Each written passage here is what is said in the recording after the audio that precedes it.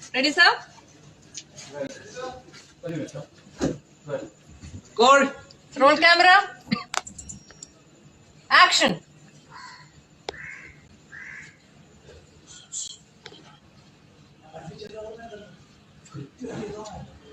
Go. Cut it. നമസ്കാരം. Lights camera action എന്ന നമ്മുടെ ചാനലിലേക്ക് ഒരിക്കൽ കൂടി സ്വാഗതം. ഞാൻ നിങ്ങളുടെ ശാന്തിയുള്ള ദിനേശ്. കുറച്ച് വിഷമത്തോടെ തന്നെ പറയുകയാണ്, ഹേമ കമ്മിറ്റി റിപ്പോർട്ടിലെ ആദ്യത്തെ രക്തസാക്ഷി സിനിമാ രംഗത്ത് നിന്നുണ്ടായിരിക്കുന്നു. അതും തിരുവനന്തപുരത്തുകാരൻ.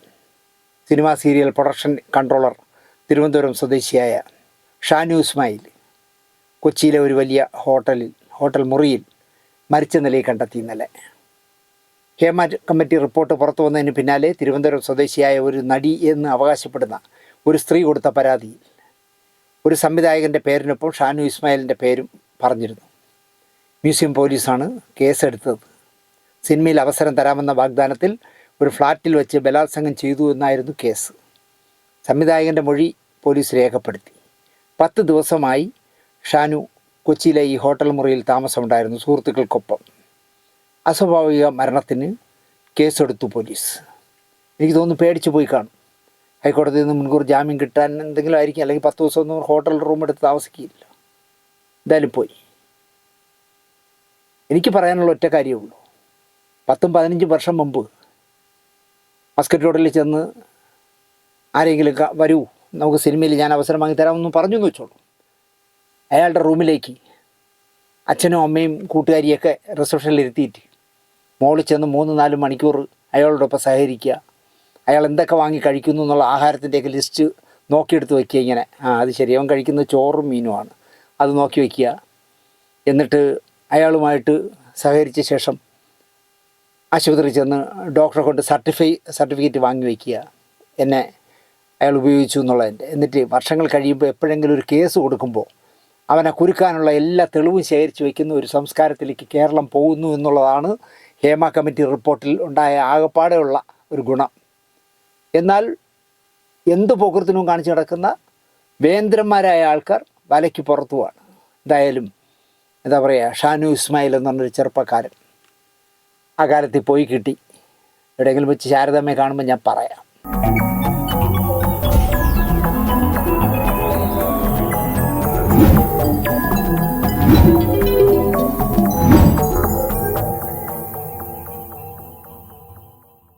തന്നെ ഞാൻ പറയാം. പ്രദീപിന്റെ മരണത്തിന്റെ കാര്യത്തിൽ പറയുകയാണെങ്കിൽ, പിന്നെ പ്രദീപ് മംഗളം ടെലിവിഷനിൽ ഒരു വാർത്ത പുറത്തുവിടുകയും അതിൻ്റെ പേരിൽ പ്രദീപ് അറസ്റ്റ് ആവപ്പെടുകയൊക്കെ ചെയ്തതാണ്.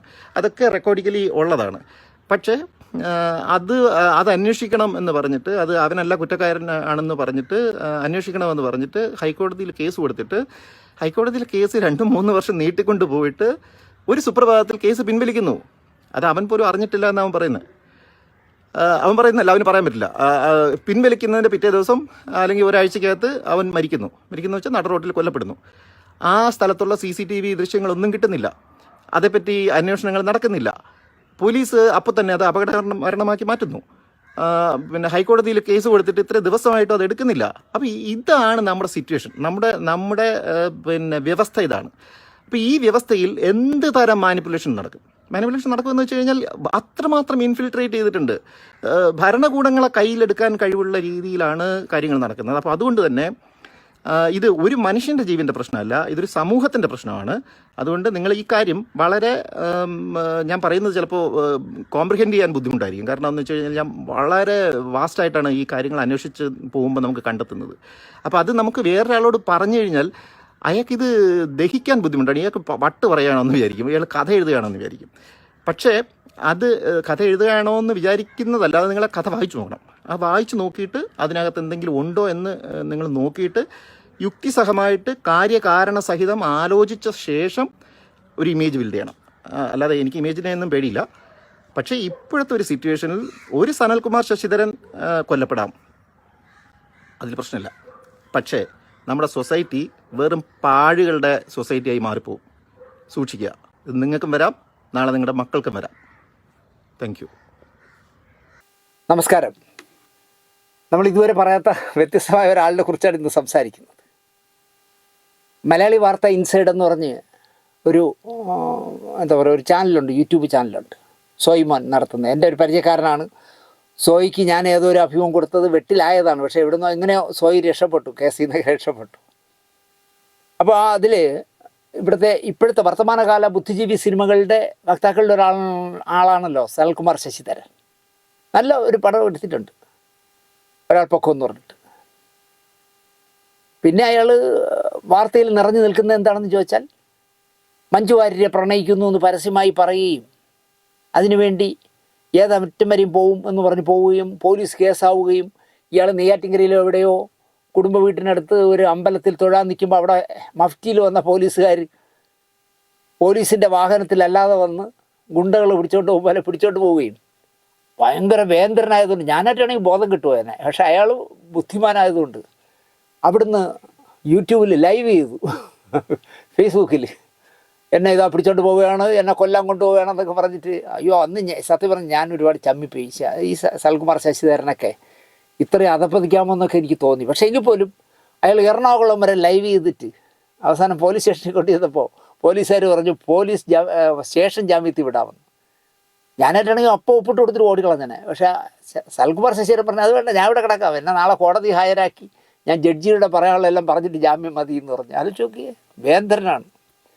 അപ്പോൾ ഈ എന്താ പറയുക, മലയാളി വാർത്ത ഇൻസൈഡിലെ ഒരു അഭിമുഖം, പിന്നെ ഇദ്ദേഹത്തിൻ്റെ ഫേസ്ബുക്കിൽ കുറേ ക്ലിപ്പിങ്സുകളും എല്ലാം കൂടെ ചേർത്ത് വിദേശത്തു നിന്നാണ് ഒരാൾ എനിക്ക് അയച്ചു തന്നിട്ട്, സാറേ ഇതൊക്കെ അവിടെ തിരുവനന്തപുരത്ത് നടക്കുന്നത് സാർ അറിയുന്നില്ലേ, ഇദ്ദേഹത്തെക്കുറിച്ച് എന്താ ഒരു പ്രോഗ്രാം ചെയ്യാത്തത്, ഇദ്ദേഹം പറയുന്നതൊക്കെ ശരിയാണോ, മഞ്ജു വാര്യർ ഇയാളെ പ്രണയിച്ചിരുന്നു എന്നൊക്കെ ചോദിച്ചിട്ട് കുറേ ചോദ്യങ്ങളുമായിട്ട് എനിക്ക് അയച്ചു തന്നു.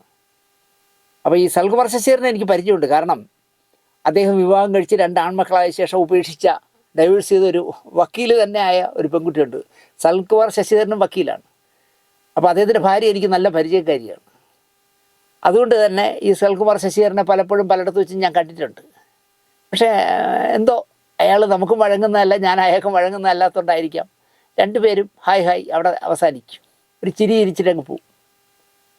പക്ഷേ ഈ സോയിമോൻ്റെ മലയാളി വാർത്ത ഇൻസൈഡിലെ സോയിമോൻ നടത്തുന്ന ഇൻ്റർവ്യൂ ഇയാൾ ഫേസ്ബുക്കിൽ കുറിച്ച കുറേ കുറിപ്പുകളും വായിച്ചപ്പോൾ ഞാൻ ഞെട്ടിപ്പോയി, ഈ മനുഷ്യൻ എന്ത് പറ്റിയെന്ന്. അപ്പോൾ ഞാൻ സനൽകുമാർ ശശിധരൻ്റെ ഫേസ്ബുക്കിൽ കയറി നോക്കി ബഹുരസമാണ്. നിങ്ങൾക്കൊക്കെ എപ്പോഴെങ്കിലും മനസമാധാനം ഇല്ലാത്ത ഒരു സമയം വരികയാണെങ്കിൽ സനൽകുമാർ ശശിധരൻ്റെ 2 or 3 ഫേസ്ബുക്ക് അക്കൗണ്ടുണ്ട്, അതിലൊക്കെ കയറി നോക്കിയാൽ സമയം പോകും നിങ്ങൾക്ക്. ക്രെഡിബിലിറ്റി സനൽകുമാർ ശശിധരൻ തീരുമാനിക്കുമെന്ന് തോന്നുന്നു അത് കണ്ടാൽ. ആരുടെയൊക്കെ ക്രെഡിബിലിറ്റി എങ്ങനെയൊക്കെ വേണം എന്ന് മാർക്കിടുന്ന ഒരാളാണ് സനൽകുമാർ ശശിധരൻ എന്ന് എനിക്ക് ഇദ്ദേഹത്തിൻ്റെ ഈ പ്രോഗ്രാമുകൾ കണ്ടപ്പോൾ തോന്നി.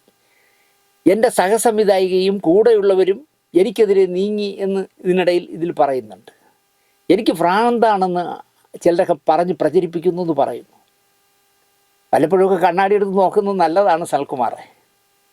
എന്നെ തട്ടിക്കളയുമെന്ന് പറയുന്നു ആര്? ഇത് വെള്ളരിക്കപ്പെട്ടോ സനൽകുമാറെ, നിങ്ങളെങ്ങനെ ചുമ്മാ തട്ടിക്കളയുമെന്നൊക്കെ പറയാൻ? നിങ്ങളൊരു അഡ്വക്കേറ്റ് അല്ലേ, അറിയപ്പെടുന്ന ഒരുപാട് അവാർഡുകൾ വാങ്ങിയ സംവിധായകനല്ലേ. സംവിധായകൻ മാത്രമല്ല, നല്ല കച്ചവടക്കാരനാണ്. കാരണം ജോജു ജോസഫിനോടൊപ്പം ജോർജിനോടൊപ്പം നിന്ന് സിനിമ എടുത്താലും, ടൊവിനോടൊപ്പം സിനിമ എടുത്താലും, മഞ്ജു വാര്യരോടൊപ്പം സിനിമ എടുത്താലും ഒക്കെ അതിൽ പാർട്ണറാവും സനല്. അദ്ദേഹത്തിൻ്റെ സംവിധാനത്തിൻ്റെ പ്രതിഫലവും പിന്നെ വല്ലതും കുറച്ച് തുക അദ്ദേഹം കൂടെ ഇട്ടൊക്കെയാണ് ചെയ്യുന്നത്. അപ്പോൾ സിനിമയിൽ എഗ്രിമെൻ്റൊക്കെ വെച്ച് കാശ് അടിച്ചു മാറ്റാൻ നമ്മളെ എന്താ പറയുക, കമേഴ്ഷ്യൽ സിനിമാക്കാരെക്കാളും ബുദ്ധിയുള്ള ആളാണ് സനൽകുമാർ ശശിധരൻ എന്ന് എനിക്ക് തോന്നി. അങ്ങനെയുള്ള ഒരാളിനൊന്നും ആരും തട്ടിക്കളയുമെന്ന് എനിക്ക് തോന്നില്ല. എൻ്റെ ഫോണും എൻ്റെ ഫേസ്ബുക്കും ആരോ ഹാക്ക് ചെയ്തു. ആംസ്റ്റർഡാമിൽ ഡ്രഗ് അടിക്കുന്നത് ലീഗലാണ്. ഞാൻ ആംസ്റ്റർഡാമിലൊക്കെ പോകുമ്പോൾ ഉപയോഗിക്കാറുണ്ട്, ഞാൻ ലഹരി ഉപയോഗിക്കാറുണ്ടെന്ന് അദ്ദേഹം തുറന്ന് പറയുന്നു. മദ്യപിക്കാത്തവർ ആരുണ്ട് ഈ നാട്ടിൽ എന്നാണ് അയാൾ ചോദിക്കുന്നത്. ഏറ്റവും ചുരുങ്ങിയത് മദ്യപിക്കാത്തവരിൽ സംസ്ഥാനം ഭരിക്കുന്ന മുഖ്യമന്ത്രി ഞാനും ഉണ്ട് എൻ്റെ പൊന്ന് സനൽകുമാറേ എന്ന് ഞാൻ പറയും. അടച്ചു പറയരുത്. ഇപ്പോൾ മുഖ്യമന്ത്രിയുടെ മരുമകനായ മന്ത്രി റിയാസ് മദ്യപിക്കുന്ന ആളാണോ? എനിക്ക് തോന്നില്ല. ഈ ഇടതുപക്ഷ മന്ത്രിസഭയിലുള്ളവരൊക്കെ മദ്യപിക്കുന്ന മന്ത്രിമാരാണെന്ന് എനിക്ക് തോന്നില്ല. ഒരാളും മദ്യപിക്കുന്നവരല്ലാന്ന് തോന്നുന്നു. പക്ഷേ അടച്ചു പറയുകയാണ് സനൽകുമാർ ശശിധരൻ, മദ്യപിക്കാത്തവരാരുണ്ട് ഈ നാട്ടിൽ എന്ന് ചോദിക്കുന്നു. കാലിഫോർണിയയിൽ ഗഞ്ച എന്ന് പറഞ്ഞാൽ കഞ്ചാവാണ്, ഗഞ്ച ലീഗലാണ്, ഞാൻ വലിച്ചിട്ടുണ്ട്. അപ്പം എല്ലാത്തിലും പരീക്ഷണം നടത്തിയ ആളാണ്. ഏതോ നല്ല സമയത്തായിരിക്കാം മഞ്ജുവിന് തോന്നിയത് ഇയാളുമായിട്ട് ചങ്ങാത്തം ഇല്ലാതിരിക്കുന്നതാണ് നല്ലതെന്ന്. എരുതിയിൽ നിന്ന് വറചട്ടി ചാടിയ പോലെ ആയിപ്പോയെന്നെ മഞ്ജുവിൻ്റെ ജീവിതം എന്ന് ഞാൻ പറയും. കാരണം കാലിഫോർണിയയിലൊക്കെ പോയപ്പോൾ അവിടെ ഗഞ്ചാവ് ഇദ്ദേഹം ഗഞ്ച എന്നാണ് പറയണത്, ലീഗലാണ്, ഞാൻ വലിച്ചിട്ടുണ്ടെന്ന് അയാൾ തുറന്ന് പറയുന്നു കേട്ടോ. അയാൾ അങ്ങനെ ഒരു കള്ള ഇമേജ് ഒന്നും ഉണ്ടാക്കുന്ന ഒരാളല്ല. സ്ത്രീ പീഡകൻ എന്നെ പ്രചരിപ്പിക്കുന്നു. സിനിമ ഫിലിം ഫെസ്റ്റിവലിൽ എൻ്റെ സിനിമകൾ എത്താതിരിക്കാനുള്ള ശ്രമം നടത്തുന്നു. ആര് നടത്തുന്നു എന്ന് പുള്ളി പറയുന്നില്ല. കേന്ദ്ര സംസ്ഥാന സർക്കാരുകൾക്കെതിരെ ഞാൻ അതിനാൽ എന്നെ തകർക്കുന്നു എന്നാണ് പറയുന്നത്. അദ്ദേഹം പഴയ ഒരു BJP RSSകാരനായിരുന്നു. ഈ ഡൈവേഴ്സ് ചെയ്ത ഭാര്യയുമായിട്ട് കോളേജിൽ പഠിക്കുന്ന കാലത്ത് ഞങ്ങൾ രണ്ടുപേരുടെയും ചിന്താധാര ഒന്നായിരുന്നു എന്ന് പറയുന്നു. ഈ ചിന്താധാര ഗഞ്ചയൊക്കെ വലിച്ചപ്പോഴോ എന്തോ ധാര വേറെ വഴിക്ക് പോയി, ഭാര്യ പഴയിടത്ത് തന്നെ നിന്നു. പക്ഷേ ഇദ്ദേഹത്തിൻ്റെ ധാര മാറി. അദ്ദേഹം ഒരു കോൺഗ്രസ്സുകാരനാണെന്ന് അദ്ദേഹത്തിൻ്റെ ഫേസ്ബുക്കിൽ കയറി അറിയാം. രാഹുൽ ഗാന്ധിയുടെയും സുധാകരൻ്റെയും നമ്മളെ സതീശൻ്റെയൊക്കെ ഒരുപാട് പടങ്ങൾ ഇട്ടിട്ടുണ്ട്. ഉമ്മൻചാണ്ടിയെ പോഴ്ത്തി സംസാരിക്കുന്ന ഒരുപാട് പോസ്റ്റുകളൊക്കെ അതിലുണ്ട്. കോക്കസുകൾ എൻ്റെ ക്രെഡിബിലിറ്റിയെ തകർക്കാൻ നോക്കുന്നു. ഏത് കോക്കസ് അത് പറയുന്നില്ല. 25 ലക്ഷം രൂപയ്ക്ക് ഒരാൾ പൊക്കം ചെയ്തു. കേരളത്തിൽ മുഴുവൻ വണ്ടിയിൽ കൊണ്ടുപോയി കാണിച്ചു. ഒരാൾ പൊക്കം ആളുകളെ കാണിച്ചു. പൈസ നിക്ഷേപിച്ചവർ എനിക്കെതിരെ തിരിഞ്ഞു. കാരണം ഈ മുടക്കി 25 ലക്ഷം കൊടുക്കാൻ പറ്റിയില്ല. അത് രാഷ്ട്രീയമാണ് കാരണമെന്നാണ് പറയുന്നത്. അല്ല മുടക്കിയ പൈസ കിട്ടാത്തതാണെന്ന് അദ്ദേഹം പറയുന്നില്ല. ഞാൻ നേതൃത്വം കൊടുത്ത കാഴ്ച ഫിലിം സൊസൈറ്റി പ്രവർത്തിച്ചിരുന്ന ഓഫീസിൽ നോർമൽ അല്ലാത്ത പ്രവൃത്തികൾ നടന്നു എന്ന് അദ്ദേഹം പറയുന്നു. അദ്ദേഹം നോർമലാണ്, പക്ഷേ അവിടെ കൂടെ ഉള്ളവരെല്ലാം നോർമൽ അല്ലാത്ത പ്രവൃത്തികൾ നടത്തുന്നവരായിരുന്നു. സ്ത്രീപീഡനം, ബലാത്സംഗം, കൊലപാതകം, നല്ല ഫിലിം സൊസൈറ്റി. ഞാൻ സിനിമയുമായിട്ട് അപ്പോൾ യാത്രയിലായിരുന്നു, ഇവരുടെ കൂടെ ഇല്ലായിരുന്നു. 5-6 പേർ അവിടെ സ്ഥിരമായി താമസിക്കുമായിരുന്നു. സ്ത്രീകൾക്ക് വേണ്ടി സ്ത്രീകളെ വെച്ച് സിനിമ ചെയ്യണമെന്നൊക്കെയാണ് ഞാൻ പ്ലാൻ ചെയ്തത്. പക്ഷെ ഒന്നും നടന്നില്ല. അവിടെ ചിലർ എന്തൊക്കെയോ ചെയ്തു. അവസാനം ഞാൻ കാഴ്ച ഫിലിം സൊസൈറ്റി എന്ന് പറഞ്ഞ ഓഫീസ് പൂട്ടി എന്ന് അദ്ദേഹം പറയുന്നു. ഷാലു എന്ന ട്രാൻസ്ജെൻഡർ ആക്ടിവിസ്റ്റ് കോഴിക്കോട്ട് മരിച്ചു. ഷാലു എന്ന് പറയുന്ന ഒരു ആക്ടിവിസ്റ്റ്. അവളുടെ ദേഹത്തുണ്ടായിരുന്ന ബെഡ്ഷീറ്റ് ഇവിടെ കാഴ്ചയുടെ ഓഫീസിൽ ഉണ്ടായിരുന്നതാണ്. ഞാൻ കോഴിക്കോട് പോലീസ് സ്റ്റേഷനിൽ വിളിച്ചു. അങ്ങനെ ഒരു ബെഡ്ഷീറ്റേ ഇല്ല എന്നായിരുന്നു പോലീസുകാരുടെ മറുപടി. അപ്പോൾ തന്നെ ഞാൻ SV പ്രദീപിനെ വിളിച്ചു. നമ്മളെ ലോറി ഇടിച്ച് മരിച്ച ഒരു വാർത്താ അവതാരകനുണ്ടായിരുന്നല്ലോ, SV പ്രദീപ്. എൻ്റെ ഒരു അനിയനെ പോലെ എന്നെ വലിയ ഇഷ്ടമുള്ള ആളായിരുന്നു. ഞാൻ SV പ്രദീപിനെ വിളിച്ചു. അയാൾ കോഴിക്കോട്ട് പോലീസ് കമ്മീഷണറെ ആരെയോ വിളിച്ചു. അങ്ങനെ ഒരു ബെഡ്ഷീറ്റ് കണ്ടിട്ടില്ല എന്ന് പ്രദീപിനോടും പറഞ്ഞു. കള്ളമാണ്, വീഡിയോ ഉണ്ട്, സ്റ്റിൽസ് ഉണ്ട് എന്നാണ് പറയുന്നത്. വേറെ ആരോ അവരെ ഉപയോഗിച്ചു. ചോദിച്ചവരൊക്കെ അറിയില്ലെന്ന് പറഞ്ഞു. അവിടെയുള്ളവരൊക്കെ അപ്പോൾ ഈ കാഴ്ച ഫിലിം സൊസൈറ്റി ഉണ്ടായിരുന്ന മുഴുവൻ പേരും എനിക്കെതിരായി അവർ ആയുധമാക്കി എന്നെ എന്ന് പറയുന്നു. അപവാദ കഥകൾ എന്നെപ്പറ്റി പറയുന്നവർ കാഴ്ച ഫിലിം സൊസൈറ്റിയിൽ എന്നോടൊപ്പം ഉണ്ടായിരുന്നവരാണ്. അല്ല, വെളിയിൽ നിന്നും ആരുമല്ല. കൂടെ കിടക്കുന്നതിനല്ലേ രാപ്പിനെ അറിയാൻ പറ്റും. അപവാദം പറഞ്ഞു എനിക്കെതിരെ പരത്തുന്നവർ മുഴുവൻ എൻ്റെ കൂടെ കാഴ്ച ഫിലിം സൊസൈറ്റിയിൽ ഉണ്ടായിരുന്നവരാണെന്നാണ് അദ്ദേഹം പറയുന്നത്. മറ്റ് സിനിമകൾ എടുക്കുന്ന നിർമ്മാതാക്കൾ, എൻ്റെ അസോസിയേറ്റ് ആയിരുന്ന യുവതി ഒക്കെ ഈ അപവാദം പറയുന്നവരായി മാറി. 25 ലക്ഷം മുടക്കിയെടുത്ത ഒരാൾ പൊക്കം സിനിമ മുടക്കിയ തുക തിരിച്ചു വന്നില്ല. കാശ് മുടക്കിയവർ എനിക്കെതിരെ തിരിഞ്ഞു. സിനിമ ചെയ്യാൻ അനുവദിക്കില്ല എന്ന അവസ്ഥ വന്നപ്പോൾ സ്ത്രീ എന്ന സിനിമ അനൗൺസ് ചെയ്തു. ഞാൻ കടന്നുപോയ സിറ്റുവേഷൻ ഒക്കെ വച്ച് മഞ്ജുവിന് അഭിനയിക്കാമോ എന്ന് ഞാൻ മെയിൽ ചെയ്തു. പക്ഷേ റെസ്പോൺസ് ഒന്നും ഉണ്ടായില്ല, ഒരു പ്രതികരണവും ഉണ്ടായില്ല എന്നാണ് പറയുന്നത്. ബ്രില്യൻ്റ് ആർട്ടിസ്റ്റാണ് മഞ്ജു വാര്യർ. മഞ്ജുവിനോട് എനിക്ക് പ്രണയമുണ്ട്. അങ്ങനെ ഒരു സ്ത്രീയോട് പ്രണയം വേണോ? കുറ്റം പറയാൻ പറ്റില്ല എന്നാണ് സൽകുമാർ ശശിധരൻ പറയുന്നത്. പിന്നാലെ ഞാൻ നടന്നുവെന്ന് മഞ്ജു വാര്യർ പറഞ്ഞിട്ടില്ല. കൂടെയുള്ളവരാണ് പറയുന്നത് ഞാൻ മഞ്ജു വാര്യരുടെ പുറകെ നടക്കുന്നുവെന്ന്. അവർക്ക് മഞ്ജുവിനെ വിലക്കാമല്ലോ. അവർ പറഞ്ഞ് തടയണമായിരുന്നു എന്നാണ് പറയണേ. അവരുടെ പറയണം, ഇങ്ങനെ അയാൾ വന്നാൽ നിങ്ങൾ സംസാരിക്കരുതെന്ന് പറയാമായിരുന്നു. പക്ഷെ അവരത് പറയുന്നില്ല. മഞ്ജു തിരിച്ച് പറയണമായിരുന്നു അവരോട്, ഈ കൂടെ ഉണ്ടായിരുന്ന മാനേജരോടും അസിസ്റ്റൻറ്റ് മാനേജരോടും ഒക്കെ, എൻ്റെ സുഹൃത്ത്, എൻ്റെ ഫ്രണ്ട്, എന്നെ പ്രണയിക്കുന്ന സൽകുമാർ ശശിധരൻ വരുമ്പോൾ സംസാരിക്കാൻ പറ്റില്ല എന്ന് നിങ്ങൾ പറയാൻ പാടില്ല എന്ന് മഞ്ജു പറഞ്ഞില്ല എന്നാണ് സൽകുമാർ ശശിധരൻ്റെ പരാതി. അവരെ പറയാൻ സമ്മതിക്കാതെ കള്ള പരാതി കൊടുത്തു പോലീസിൽ. 6 പേജുള്ള പരാതി. മാഫിയ സിനിമകളിൽ കാണുന്നത് പോലെ മഞ്ജുവിൻ്റെ കയ്യക്ഷരമേ ആ പരാതിയിലില്ല. അവസാന പേജിൽ അവരുടെ ഒപ്പുണ്ട്. 6ാമത്തെ പേജിൽ മാത്രം മഞ്ജു ഒപ്പിട്ടിരിക്കുന്നു. മൊഴികൾ കളവാണ്. പക്ഷേ മഞ്ജു കളവ് പറയില്ല. സൽകുമാർ പറയുകയാണ്, ഞാൻ കേൾക്കട്ടെ, ഈ 6 പേജ് വായിക്കാതെ ആരെങ്കിലും എഴുതി തയ്യാറാക്കി കൊടുക്കുന്ന ഒരു പോലീസിന് കൊടുക്കുന്ന ഒരു പരാതിയിൽ ചുമ്മാ ആരെങ്കിലും ഒപ്പിടുമോ? ബുദ്ധിയുള്ള സ്ഥിരതയുള്ള ആരും ഒപ്പിടില്ല. പക്ഷേ ഇയാൾ പറയുന്നത് ഒപ്പ് മാത്രം കൊടുത്തു, അതിലുള്ള മൊഴികളെല്ലാം കളവാണ്, പക്ഷേ അവർ കളവ് പറയില്ല എന്നാണ്. അവർ എന്ന് പറയുന്നത് മഞ്ജുവിനെയാണ്. പിന്നെ ആളുകൾ എങ്ങനെ മാറുമെന്ന് പറയാൻ പറ്റില്ല. ആകെ കൺഫ്യൂസ്ഡാണ് ഞാൻ. മഞ്ജു കളവ് പറയില്ല, മഞ്ജു എനിക്കെതിരെ മൊഴി കൊടുക്കില്ല എന്ന് പറഞ്ഞിട്ട് അയാളിയുടെ പറയാണ് ആളുകൾ എങ്ങനെ മാറുമെന്ന് പറയാൻ പറ്റില്ല. സ്ത്രീ പുരുഷ ബന്ധം എന്നതൊരു തേടലാണ്. മോറൽ ആയിട്ടുള്ള കുറേ റെസ്പോൺസിബിലിറ്റി, കുടുംബം എന്നൊക്കെ പറയുന്നതാണ് ഇവിടുത്തെ ഏറ്റവും വലിയ പ്രശ്നമെന്നാണ് അദ്ദേഹം പറയുന്നത്. സമൂഹം അടിച്ചേൽപ്പിക്കുന്ന ആചാരങ്ങളാണിവ. ഈ സമൂഹം അങ്ങനെ അടിച്ചേൽപ്പിച്ചതുകൊണ്ടാണ് സൽകുമാർ ശശിധര, താങ്കൾക്ക് ശശിധരൻ എന്ന് പറഞ്ഞ ആൾ ജന്മം നൽകിയത് ഒരു കുടുംബം ഉള്ളതുകൊണ്ടാണ്. അത്രയെങ്കിലും താങ്കളൊന്ന് ഓർക്കണമായിരുന്നു. അല്ലെങ്കിൽ താങ്കളെ അന്ന് പോലീസുകാർ പിടിച്ചുകൊണ്ട് പോകുമ്പോൾ താങ്കളുടെ സഹോദരി കൂടെ ഉണ്ടായിരുന്നു. അപ്പോൾ അച്ഛൻ, അമ്മ, സഹോദരൻ, സഹോദരി എന്നൊക്കെ പറയുന്നത് അടിച്ചേൽപ്പിക്കലാണെന്ന് സനൽ എങ്ങനെ പറയുന്നു എന്ന് എനിക്കറിയില്ല. അല്ലെങ്കിൽ സനലിപ്പോൾ ബന്ധമൊഴിഞ്ഞ മുൻ ഭാര്യയ്ക്ക് 2 ആൺമക്കളുണ്ട്, നല്ല മിടുക്കം പിള്ളേരാണ് രണ്ടുപേരും. അപ്പോൾ കുടുംബം ബന്ധമൊന്നും ഇല്ലെങ്കിൽ എന്തിനാ സനൽകുമാർ ശശിധര 2 കുട്ടികളെ ഉണ്ടാക്കാൻ പോയത്? നിങ്ങൾക്കതിലൊന്നും വിശ്വാസമില്ലെങ്കിൽ ജോൺ എബ്രാഹിമിനെയൊക്കെ പോലെ നടന്നാൽ മതിയായിരുന്നു. നിങ്ങൾ എന്തിനാണ് ഒരു പെൺകുട്ടിയെ കോളേജിൽ LLBക്ക് പഠിക്കുമ്പോൾ പ്രേമിച്ച് കല്യാണം കഴിച്ച് 2 പിള്ളേരും ഉണ്ടാക്കി കൊടുത്തിട്ട് ഈ കുടുംബം, ഫാമിലി, കുട്ടികൾ എന്നൊക്കെ പറയുന്നതിൽ എനിക്ക് യാതൊരു താല്പര്യമില്ല, ഞാൻ ആകെ കൺഫ്യൂസ്ഡാണ് എന്ന് പിന്നെ പറയുന്നത് ശരിയല്ല എന്നാണ് എനിക്ക് പറയാനുള്ളത്. അത് സമൂഹം അടിച്ചേൽപ്പിക്കുന്ന ആചാരങ്ങളാണെന്നാണ് അദ്ദേഹം പറയുന്നത്. വികാരങ്ങളെ സപ്രസ് ചെയ്ത് വയ്ക്കും. അങ്ങനെ സപ്രസ് ചെയ്ത് വയ്ക്കുന്നതിനാലാണ് അനാശാസ്യങ്ങളും അവിഹിതങ്ങളുമൊക്കെ വന്നുകൊണ്ടിരിക്കുന്നത്. നമ്മുടെ ജീവിത കാലഘട്ടത്തിൽ നമ്മൾ ഒരാളുമായി സംസാരിക്കുമ്പോൾ കോമ്പാക്റ്റബിൾ അല്ല, അങ്ങോട്ടും ഇങ്ങോട്ടും ചേരില്ല. പിന്നെ സംസാരിക്കുമ്പോൾ അടികളുണ്ടാവും. മാന്യമായി പിരിയുക. ഈ അടി കൊള്ളാതെ പിരിയണമെന്നാണ് അദ്ദേഹം പറയുന്നത്. അപ്പോൾ എവിടുന്നോ അടി കിട്ടിയോണ്ടായിരിക്കും അദ്ദേഹം പിരിഞ്ഞത്. അതാണ് ലോകത്തെവിടെയും നടക്കുന്നത്. ആ കൺസെപ്റ്റ് ഇല്ല ഇവിടെ. അങ്ങനെയല്ല നടക്കുന്നത്. ഏച്ചുകെട്ടലാണ്. കുടുംബിനി, ഭാര്യ, അതൊന്നും വേണ്ട. ദാമ്പത്യം എന്നാൽ ഫ്രണ്ട്ഷിപ്പാകണം, സൗഹൃദമാണ് ദാമ്പത്യം എന്നാണ് അദ്ദേഹം ഇപ്പോൾ പറയുന്നത്. അപ്പം മഞ്ജു പ്രണയിക്കുന്നു എന്ന് പറഞ്ഞാൽ മഞ്ജുവിനെ കല്യാണം കഴിക്കാനൊന്നും പുള്ളിക്ക് താല്പര്യമില്ല. നമുക്ക് ഫ്രണ്ട്ഷിപ്പായിട്ട് അടിച്ചു പൊളിച്ച് കുറച്ച് ദിവസം ജീവിച്ചിട്ട് മടുക്കുമ്പോൾ പിരിയാമെന്നാണ് ആയിരിക്കാം അദ്ദേഹം പറയുന്നത്. അത് ബുദ്ധിമതിയായതുകൊണ്ട് മഞ്ജുവിന് മനസ്സിലായി കാണും. ഈ ഐറ്റം അങ്ങനത്തെ ചിന്തകളുമായിട്ട് ഗഞ്ച ഒക്കെ വലിച്ച് നടക്കുന്ന ആളായതുകൊണ്ട് നമുക്ക് പറ്റില്ല എന്ന് വിചാരിച്ചായിരിക്കാം മഞ്ജു ചിലപ്പോൾ പിൻവാങ്ങിയത്. അതോ ഇനി ഇയാൾക്ക് തോന്നിയതാണോ, മഞ്ജു എന്നെ പ്രണയിക്കുന്നു തോന്നിയതാണോ എന്ന് എനിക്കറിയില്ല. പരസ്പരം പ്രൊട്ടക്റ്റ് ചെയ്യുന്ന, പരസ്പരം തെറ്റുകളിൽ ചെന്ന് വീഴാതെ സംരക്ഷിക്കുന്ന ഒരു ബന്ധം ഫ്രണ്ട്ഷിപ്പിനുണ്ട്. നല്ല ഫ്രണ്ട്സിനെ കിട്ടുന്നില്ല, അതാണ് പ്രശ്നം. കണ്ണാടി നന്നായാൽ ചങ്ങാതി വേണ്ട എന്ന് പറഞ്ഞിട്ട് അദ്ദേഹം തന്നെ തിരുത്തുന്നു. അങ്ങനെയല്ല, ചങ്ങാതി നന്നായാൽ കണ്ണാടി വേണ്ട എന്ന് കേട്ടിട്ടില്ലേ?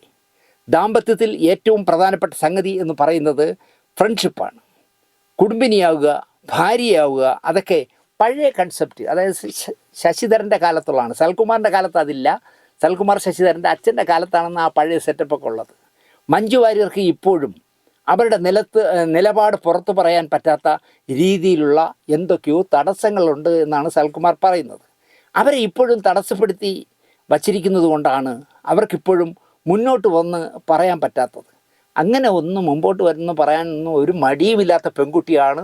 മലയാള സിനിമ കണ്ട ഏറ്റവും ബ്രില്യൻ്റായ പെൺകുട്ടിയാണ് മഞ്ജു വാര്യർ എന്ന് ഞാൻ പറയും. അവർക്കൊരു കൈകുറ്റപ്പാട് പറ്റിയതാണല്ലോ WCC. ആ WCC പോയപ്പോൾ അവർക്ക് മനസ്സിലായി 600 അംഗങ്ങളുള്ള അമ്മയിൽ നിന്ന് ഒരു പെണ്ണിനെ പോലും ഇതിലേക്ക് കിട്ടുന്നില്ല എന്ന് മാത്രമല്ല, ഇതിലുണ്ടായിരുന്ന വിധു വിൻസെൻ്റ് അടക്കം പലരും ഇതിൽ നിന്ന് പൊഴിഞ്ഞു പോകുന്നത് കണ്ടപ്പോൾ, അല്ലെങ്കിൽ കസബ എന്ന് പറഞ്ഞൊരു പടത്തിൽ സംവിധായകനും തിരക്കഥാകൃത്തും പറഞ്ഞ രീതിയിൽ മമ്മൂട്ടി അദ്ദേഹത്തിൻ്റെ കീഴിലുള്ള പോലീസ് ഓഫീസറുടെ ബെൽറ്റിൽ കുത്തിപ്പിടിക്കുന്ന ഒരു സീൻ എടുത്തപ്പോൾ മമ്മൂട്ടിയെ ഊള എന്ന് വിളിക്കുന്നത് കേട്ടപ്പോൾ ഈ സംഘടന നമുക്ക് പറ്റിയതല്ല എന്ന് കണ്ടപ്പം WCC ഇട്ടെറിഞ്ഞു പോയ ആളല്ലേ മഞ്ജു വാര്യർ. അവർ ബുദ്ധിയില്ലാത്ത ഒരാളൊന്നുമല്ല. അവരെ തടസ്സപ്പെടുത്തി വച്ചിരുന്നാൽ അവർക്ക് മുന്നോട്ട് വന്ന് പറയാൻ കഴിയാത്ത ഒരാളാണെന്ന് ഇനിയെങ്കിലും സൽകുമാർ പറയരുത്. നല്ല ബ്രില്യൻ്റുള്ള, ഇപ്പോൾ തന്നെ ഹേമ കമ്മീഷന് പോയി അവർ മൊഴി കൊടുത്തത് എന്താ? ഇവിടെ തന്നിരിക്കുന്ന മൊഴികളെല്ലാം വെറുതെ വ്യക്തിപേരൊക്കെ തീർക്കാനുള്ള നുണകളാണ്. മലയാള സിനിമയിൽ അത്തരം പ്രശ്നങ്ങളൊന്നുമില്ല, എനിക്ക് അങ്ങനത്തെ ഒരു പ്രശ്നവും അനുഭവിക്കേണ്ടി വന്നിട്ടില്ല എന്ന് പച്ചയ്ക്ക് പറഞ്ഞ ഏക നടി മഞ്ജു ആണെന്നേ. ആ മഞ്ജുവിനെ തടഞ്ഞു വച്ചാൽ മഞ്ജുവിനൊന്നും പറയാൻ പറ്റില്ല എന്നാണ് സൽകുമാർ പറയുന്നത്. എന്നെ അറസ്റ്റ് ചെയ്തുകൊണ്ട് പോയപ്പോൾ ടോട്ടലി ഇല്ലീഗലായ ആക്റ്റായിരുന്നു അറസ്റ്റ് ചെയ്തുകൊണ്ട് പോയത് ഇല്ലീഗലാണ് എന്നാണ് അദ്ദേഹം പറയുന്നത്. ഒരു പേപ്പറും രജിസ്റ്റർ ചെയ്യാതെ ഭീകരവാദിയെ പിടിച്ചുകൊണ്ട് പോകും പോലെ പിടിച്ചുകൊണ്ട് പോയിട്ട് ഇതെല്ലാം വിഷ്വൽ മീഡിയയിൽ വന്നപ്പോൾ പറയുകയാണ്, നിങ്ങൾക്ക് സ്റ്റേഷൻ ബെയിൽ തരാം, നിങ്ങൾ പൊയ്ക്കൊള്ളാൻ. എന്താ ഇത്, വെള്ളരിക്ക പട്ടണമാണോ? അപ്പോൾ ഞാൻ പറഞ്ഞു കോടതിയിൽ പ്രൊഡ്യൂസ് ചെയ്യാൻ. എൻ്റെ ഫോൺ പിടിച്ചു വാങ്ങി അവർ വച്ചിരിക്കുന്നു. ഇപ്പോൾ ഒരന്വേഷണവുമില്ല, മഞ്ജുവിൻ്റെ സ്റ്റേറ്റ്മെൻറ്റ് എടുത്തിട്ടുമില്ല എന്നാണ് സൽകുമാർ പറയുന്നത്. സൽകുമാർ അപാര ബുദ്ധിമാനാണെന്ന് എനിക്ക് മനസ്സിലായത് അയാളെ അറസ്റ്റ് ചെയ്തപ്പോഴാണ്. നമ്മളൊക്കെയാണെങ്കിൽ അറസ്റ്റ് പെട്ടെന്ന് വന്ന് പോലീസ് ഒരു അമ്പലത്തിൽ തൊഴുതുകൊണ്ടിരിക്കുമ്പോൾ അറസ്റ്റ് ചെയ്താൽ പതറിപ്പോവും. സൽകുമാർ അവിടെ വന്നുകൊണ്ട് സമൃദ്ധമായ താടിയൊക്കെ പിടിച്ച് വലിച്ച് ഇങ്ങനെയൊക്കെ ചെയ്ത് എന്തൊക്കെ ആദ്യം പോലീസുകാരുടെ കയറി ഉടക്കി. അവസാനം അവിടെ നിന്നുകൊണ്ട് എന്നെ ലൈവ് ചെയ്തു. ഈ കരുണാനിധിയെ ജയലളിത പൊക്കിക്കൊണ്ട് കഴിയുമ്പോൾ കാപ്പാത്തുങ്കോ എന്ന് വിളിക്കും പോലെ സൽകുമാർ കിടന്ന് വിളി എന്നെ ഫേസ്ബുക്കിൽ. സത്യത്തിൽ എനിക്ക് കണ്ട വിഷമം തോന്നി. ഒരു ചെറുപ്പക്കാരൻ, അറിയപ്പെടുന്ന ഒരു സംവിധായകൻ, അയാൾക്ക് അങ്ങനെ സമൂഹത്തിന് അധികം ദ്രോഹമൊന്നും ചെയ്യാത്ത ഒരാളിനെ എന്തിനാ പോലീസ് ഇങ്ങനെ പിടിച്ചുകൊണ്ട് പോകണമെന്ന് ആലോചിച്ചു. പിന്നെയാണ് അറിയുന്നത് മഞ്ജു വാര്യർക്ക് ഉറക്കം കെടുത്തുന്ന രീതിയിൽ മെസ്സേജ് അയക്കുകയോ ഫോൺ വിളിക്കുകയോ അവരെ ഭീഷണിപ്പെടുത്തുകയോ അവർ പോകുന്നിടത്തെല്ലാം പുറകെ ചെല്ലുകയോ ചെയ്ത എന്തൊക്കെയോ കേസുകളിലാണ് ചെയ്തത്. പക്ഷേ അപാര ബുദ്ധിയുള്ളതുകൊണ്ടാണ് അയാൾ ലൈവ് ചെയ്താൽ പിന്നെ പോലീസുകാർക്ക് ദേഹത്ത് വിടാൻ പറ്റുമോ? വണ്ടിക്കകത്തിട്ട് അടിക്കാൻ പറ്റുമോ? ഒന്നും ചെയ്യാൻ പറ്റില്ലല്ലോ. അപ്പോൾ രഹസ്യമായി പിടിച്ചുകൊണ്ട് പോയിട്ട് വല്ല മയക്കുമരുന്നും വെച്ചിട്ട് എൻ്റെ കയ്യിൽ നിന്നും മയക്കുമരുന്ന് പിടിച്ചു എന്ന് കേസാക്കാനായിരുന്നു പോലീസിൻ്റെ ഉദ്ദേശം. എന്തൊരു ബുദ്ധി എന്നാലോചിക്കുക, എവിടെ കടന്ന ബുദ്ധി എന്നാലോചിക്കുക. കാരണം ഇയാളെ രക്തത്തിൽ പരിശോധിച്ചാൽ ഇയാൾ ലഹരി ഉപയോഗിക്കുന്ന ആളാണെന്ന് ചിലപ്പോൾ റിസൾട്ട് കിട്ടുമായിരിക്കും. അങ്ങനെ ഉണ്ടെങ്കിൽ വല്ല മയക്കുമരുന്നും പോക്കറ്റിലോ പാൻറ്റിൻ്റെ പോക്കറ്റിലോ വല്ലതും ഇട്ടിട്ട് ഇയാളുടെ വീട്ടിൽ നിന്ന് അല്ലെങ്കിൽ ഇയാളുടെ കയ്യിൽ നിന്ന് മയക്കുമരുന്ന് പിടിച്ചു എന്ന് പറഞ്ഞിട്ട് ജാമ്യമില്ലാത്ത വകുപ്പിട്ട് കുറേ കാലം ജയിലിലിടാമെന്ന് പോലീസ് വിചാരിച്ചു എന്ന് സൽകുമാർ ശശിധരൻ വിചാരിക്കുന്നു. അല്ലേൽ ഇവൻ ഇറങ്ങി ഓടി വണ്ടിക്കടിയിൽപ്പെട്ട് ചത്തു. അതൊക്കെ നടക്കുന്ന നാടാണ് ഇവിടെ എത്ര പോലീസ്, കേരളത്തിൽ എത്ര പോലീസ് ജീപ്പിൽ നിന്ന് ആരെങ്കിലും പോലീസിന് ഇഷ്ടമില്ലാത്ത അല്ലെങ്കിൽ ഭരിക്കുന്നവർക്ക് ഇഷ്ടമില്ലാത്ത ആളുകൾ ഇറങ്ങി ഓടിയപ്പോൾ ജീപ്പ് കയറ്റി കൊന്നിട്ടുണ്ടെന്ന് സൽകുമാർ പറയണം. അതൊക്കെ യു പിയിലോ അല്ലെങ്കിൽ മറ്റേ വടക്കൻ ഇന്ത്യയിലല്ലേ നടക്കണേ. കേരളത്തിൽ അങ്ങനെയൊക്കെ നടക്കുമോ? സൽകുമാർ ശശിധരൻ. എസ് വി പ്രദീപിൻ്റെ മരണം ഒരു വീഡിയോ ആണ് പോലീസ് പുറത്തുവിട്ടത്. കൺമുന്നിൽ ഉള്ളതല്ലേ, ഒറ്റ നോട്ടത്തിലറിയാം വണ്ടി ഇടിച്ചു കൊന്നതാണെന്ന്. ബാക്കിയുള്ള ഫൂട്ടേജ് പോലീസ് എടുത്ത് നശിപ്പിച്ചു, ഫോൺ മാച്ച് കളഞ്ഞു. നിയമ സംവിധാനമാണ് ഇതിനെല്ലാം കൂട്ടുനിന്നത്. ഇപ്പോൾ പറയുന്നു സൽകുമാറെ, ഞാൻ മുമ്പ് പലപ്പോഴും പറഞ്ഞതാണ്, എനിക്കൊരു അനിയനെ പോലെ മംഗളം ചാനലിൽ ഞാൻ ഈ നടിയെ ആക്രമിച്ച കേസുമായിട്ട് പോകുമ്പോൾ ഒരു 10-100 ദിവസം സന്ധ്യയ്ക്കുള്ള വാർത്ത വായിച്ചിരുന്നത് പ്രദീപായിരുന്നു. പ്രദീപ് എനിക്ക് നല്ല കംഫർട്ടബിളായ അനൗൺസർ, വാർത്ത വായിക്കുന്ന ആളായിരുന്നു. അതുപോലെ തന്നെ പ്രദീപിന് എന്നെയും ഇഷ്ടമായിരുന്നു. അപ്പോൾ എൻ്റെ നാട്ടിലാണല്ലോ പ്രദീപ് ആക്സിഡൻ്റ് ഒന്ന് മരിക്കുന്നത്. എൻ്റെ ഈ യൂട്യൂബൊക്കെ വർക്ക് ചെയ്തിരുന്ന ഭാരത് ലൈവിലെ ഉദ്യോഗസ്ഥനായിരുന്നു അക്കാലത്ത് കർമ്മ ന്യൂസ് വിട്ട ശേഷം പ്രദീപ്. എൻ്റെ അതിൻ്റെ ഉടമസ്ഥനായ ജസ്റ്റിൻ പറഞ്ഞത്, ഒരു എപ്പിസോഡ് കൂടി, ഒരു പ്രോഗ്രാം കൂടി 6-7 മിനിറ്റുള്ള ഒരു പ്രോഗ്രാം കൂടെ ചെയ്തിട്ട് പ്രദീപേട്ടൻ പോയിരുന്നെങ്കിൽ ഇപ്പോഴും പ്രദീപേട്ടൻ ജീവിച്ചിരുന്നനെ എന്നാണ് എന്നോട് ജസ്റ്റിൻ പറഞ്ഞത്. ഞാനത് ശരിവെക്കുന്ന ആളാണ്. കാരണം ഈ സംഭവം നടന്നുടൻ എസ് വി പ്രദീപിനെ ലോറി ഇടിച്ചു എന്ന് അറിഞ്ഞുടൻ തന്നെ ഞാൻ കാരക്കാമണ്ടത്ത് ചെന്ന ആളാണ്. അവിടെ എനിക്ക് ഒരുപാട് പാർട്ടി സുഹൃത്തുക്കളുള്ളതുകൊണ്ട് ഞാൻ അവരുടെ മുഴുവൻ കാര്യങ്ങൾ സംസാരിച്ചു. ഒരു എന്താ പറയുക, ഒരു ഹതഭാഗ്യനായ ഒരു ടിപ്പർ ലോറിയുടെ ഡ്രൈവർ എന്ന് പറയാം. അയാൾ ഇവിടെ വെള്ളായണി ക്ഷേത്രത്തിൻ്റെ നടയിൽ ഒരാൾക്ക് പാറപ്പൊടി കൊടുക്കാമെന്ന് പറഞ്ഞിരുന്നു. ആ പാറപ്പൊടി എം സാൻഡും കൊണ്ട് അയാളൊരു 2 മിനിറ്റ് വൈകി വന്നിരുന്നെങ്കിലും ചിലപ്പോൾ പ്രദീപ് മരിക്കില്ലായിരുന്നു. ഇതിന് ഇങ്ങനെ എന്തിനാണ് കള്ളം പറയുന്നതെന്ന് എനിക്ക് മനസ്സിലാവും. പ്രദീപിനെ കൊന്നതാണ് എന്നാൽ ആര് കൊന്നേ അതറിയില്ല. ഇവിടെ പല ചാനലുകളും പറഞ്ഞത് പ്രദീപിനെ കേരളത്തിൻ്റെ മുഖ്യമന്ത്രി പിണറായി വിജയനാണ് കൊന്നത്. കാരണം സ്ഥിരമായി അദ്ദേഹത്തെ വിമർശിക്കുന്നു. പ്രദീപിനെ കൊന്നത് നമ്മുടെ ഇയാളാണ്, യോഹന്നാൻ, ഈ അടുത്ത കാലത്ത് മരിച്ചുപോയ യോഹന്നാനാണ് കൊന്നത് എന്ന് പറഞ്ഞു. അല്ലെങ്കിൽ മംഗളം അജിത്തായിരിക്കും കൊന്നത്. ഇങ്ങനെ ഒരു 5-6 പേരെ കൊന്നു എന്നാണ്, പ്രദീപിനെ കൊന്നു എന്നാണ് പറഞ്ഞത്. എന്നോട് ആ മരിച്ച വീട്ടിൽ വെച്ച് സുരേഷ് ഗോപി എൻ്റെ മുഖത്ത് നോക്കി എൻ്റെ കൂടെ പറഞ്ഞാണ്, ദിനേശേ ഇത് പോരാളി ഷാജിയാണ് കൊന്നത്. ഞാൻ പറഞ്ഞു, എൻ്റെ പൊന്ന് സുരേഷ് ഏട്ടാ, പോരാളി ഷാജി എന്ന് പറഞ്ഞ ആളില്ല, അതൊരു പേരാണ്. അത് 6-7 പേര്, ബുദ്ധിയുള്ള 6-7 പേര് ചേർന്ന് നടത്തുന്ന ഒരു യൂട്യൂബ് ചാനൽ, ഒരു പാർട്ടി അനുഭവമുള്ളൊരു ചാനലാണ്. അല്ലാതെ നിങ്ങൾ വിചാരിക്കുന്നത് പോലെ പോരാളി ഷാജി എന്ന് പറഞ്ഞ ഒരാളില്ല. ദിനേശനെ തെറ്റി എന്നൊക്കെ സുരേഷ് ഗോപി പറഞ്ഞു. അന്വേഷിച്ചപ്പോൾ അവസാനം എന്ത് പറ്റി? വെള്ളായണിയിൽ എംസാൻഡ് ഇറക്കാൻ പോയ ഒരു ലോറി, ആ ലോറിയുടെ സൈഡിൽ ഇങ്ങനെ ഒരു ഇത് വെച്ചേക്കുമല്ലോ, ഒരു പൈപ്പ് പോലെ, അതിൽ പ്രദീപിൻ്റെ സ്കൂട്ടറിൻ്റെ ഗ്ലാസ് പോയി തട്ടി വണ്ടിയുടെ അടിയിലായി മരിച്ചു. മറ്റേ വണ്ടി നിർത്താതെ പോയി വെള്ളായണി ചെന്ന് മണ്ണിറക്കി, എംസാൻഡ് ഇറക്കിയിട്ട് അവൻ എന്ത് ചെയ്തു? ശംഖുമുഖത്ത് വള്ളക്കടവിലെവിടെ കൊണ്ടുവന്ന് ലോറി ഒളിച്ചിട്ടു. 24 മണിക്കൂർ തികയുന്നതിന് മുമ്പ്, അതായത് അന്ന് മുഖ്യമന്ത്രി പിണറായി വിജയൻ കോഴിക്കോട്ടാണ്. അദ്ദേഹത്തിൻ്റെ നേരെ ഇവർ വിരൽ ചൂണ്ടുവെന്ന് അദ്ദേഹത്തിന് അറിയാമോ എന്ന് എനിക്കറിയില്ല. അദ്ദേഹം ഒരു 3 ടീമിനെ അന്വേഷണ ചുമതല ഏൽപ്പിച്ചു.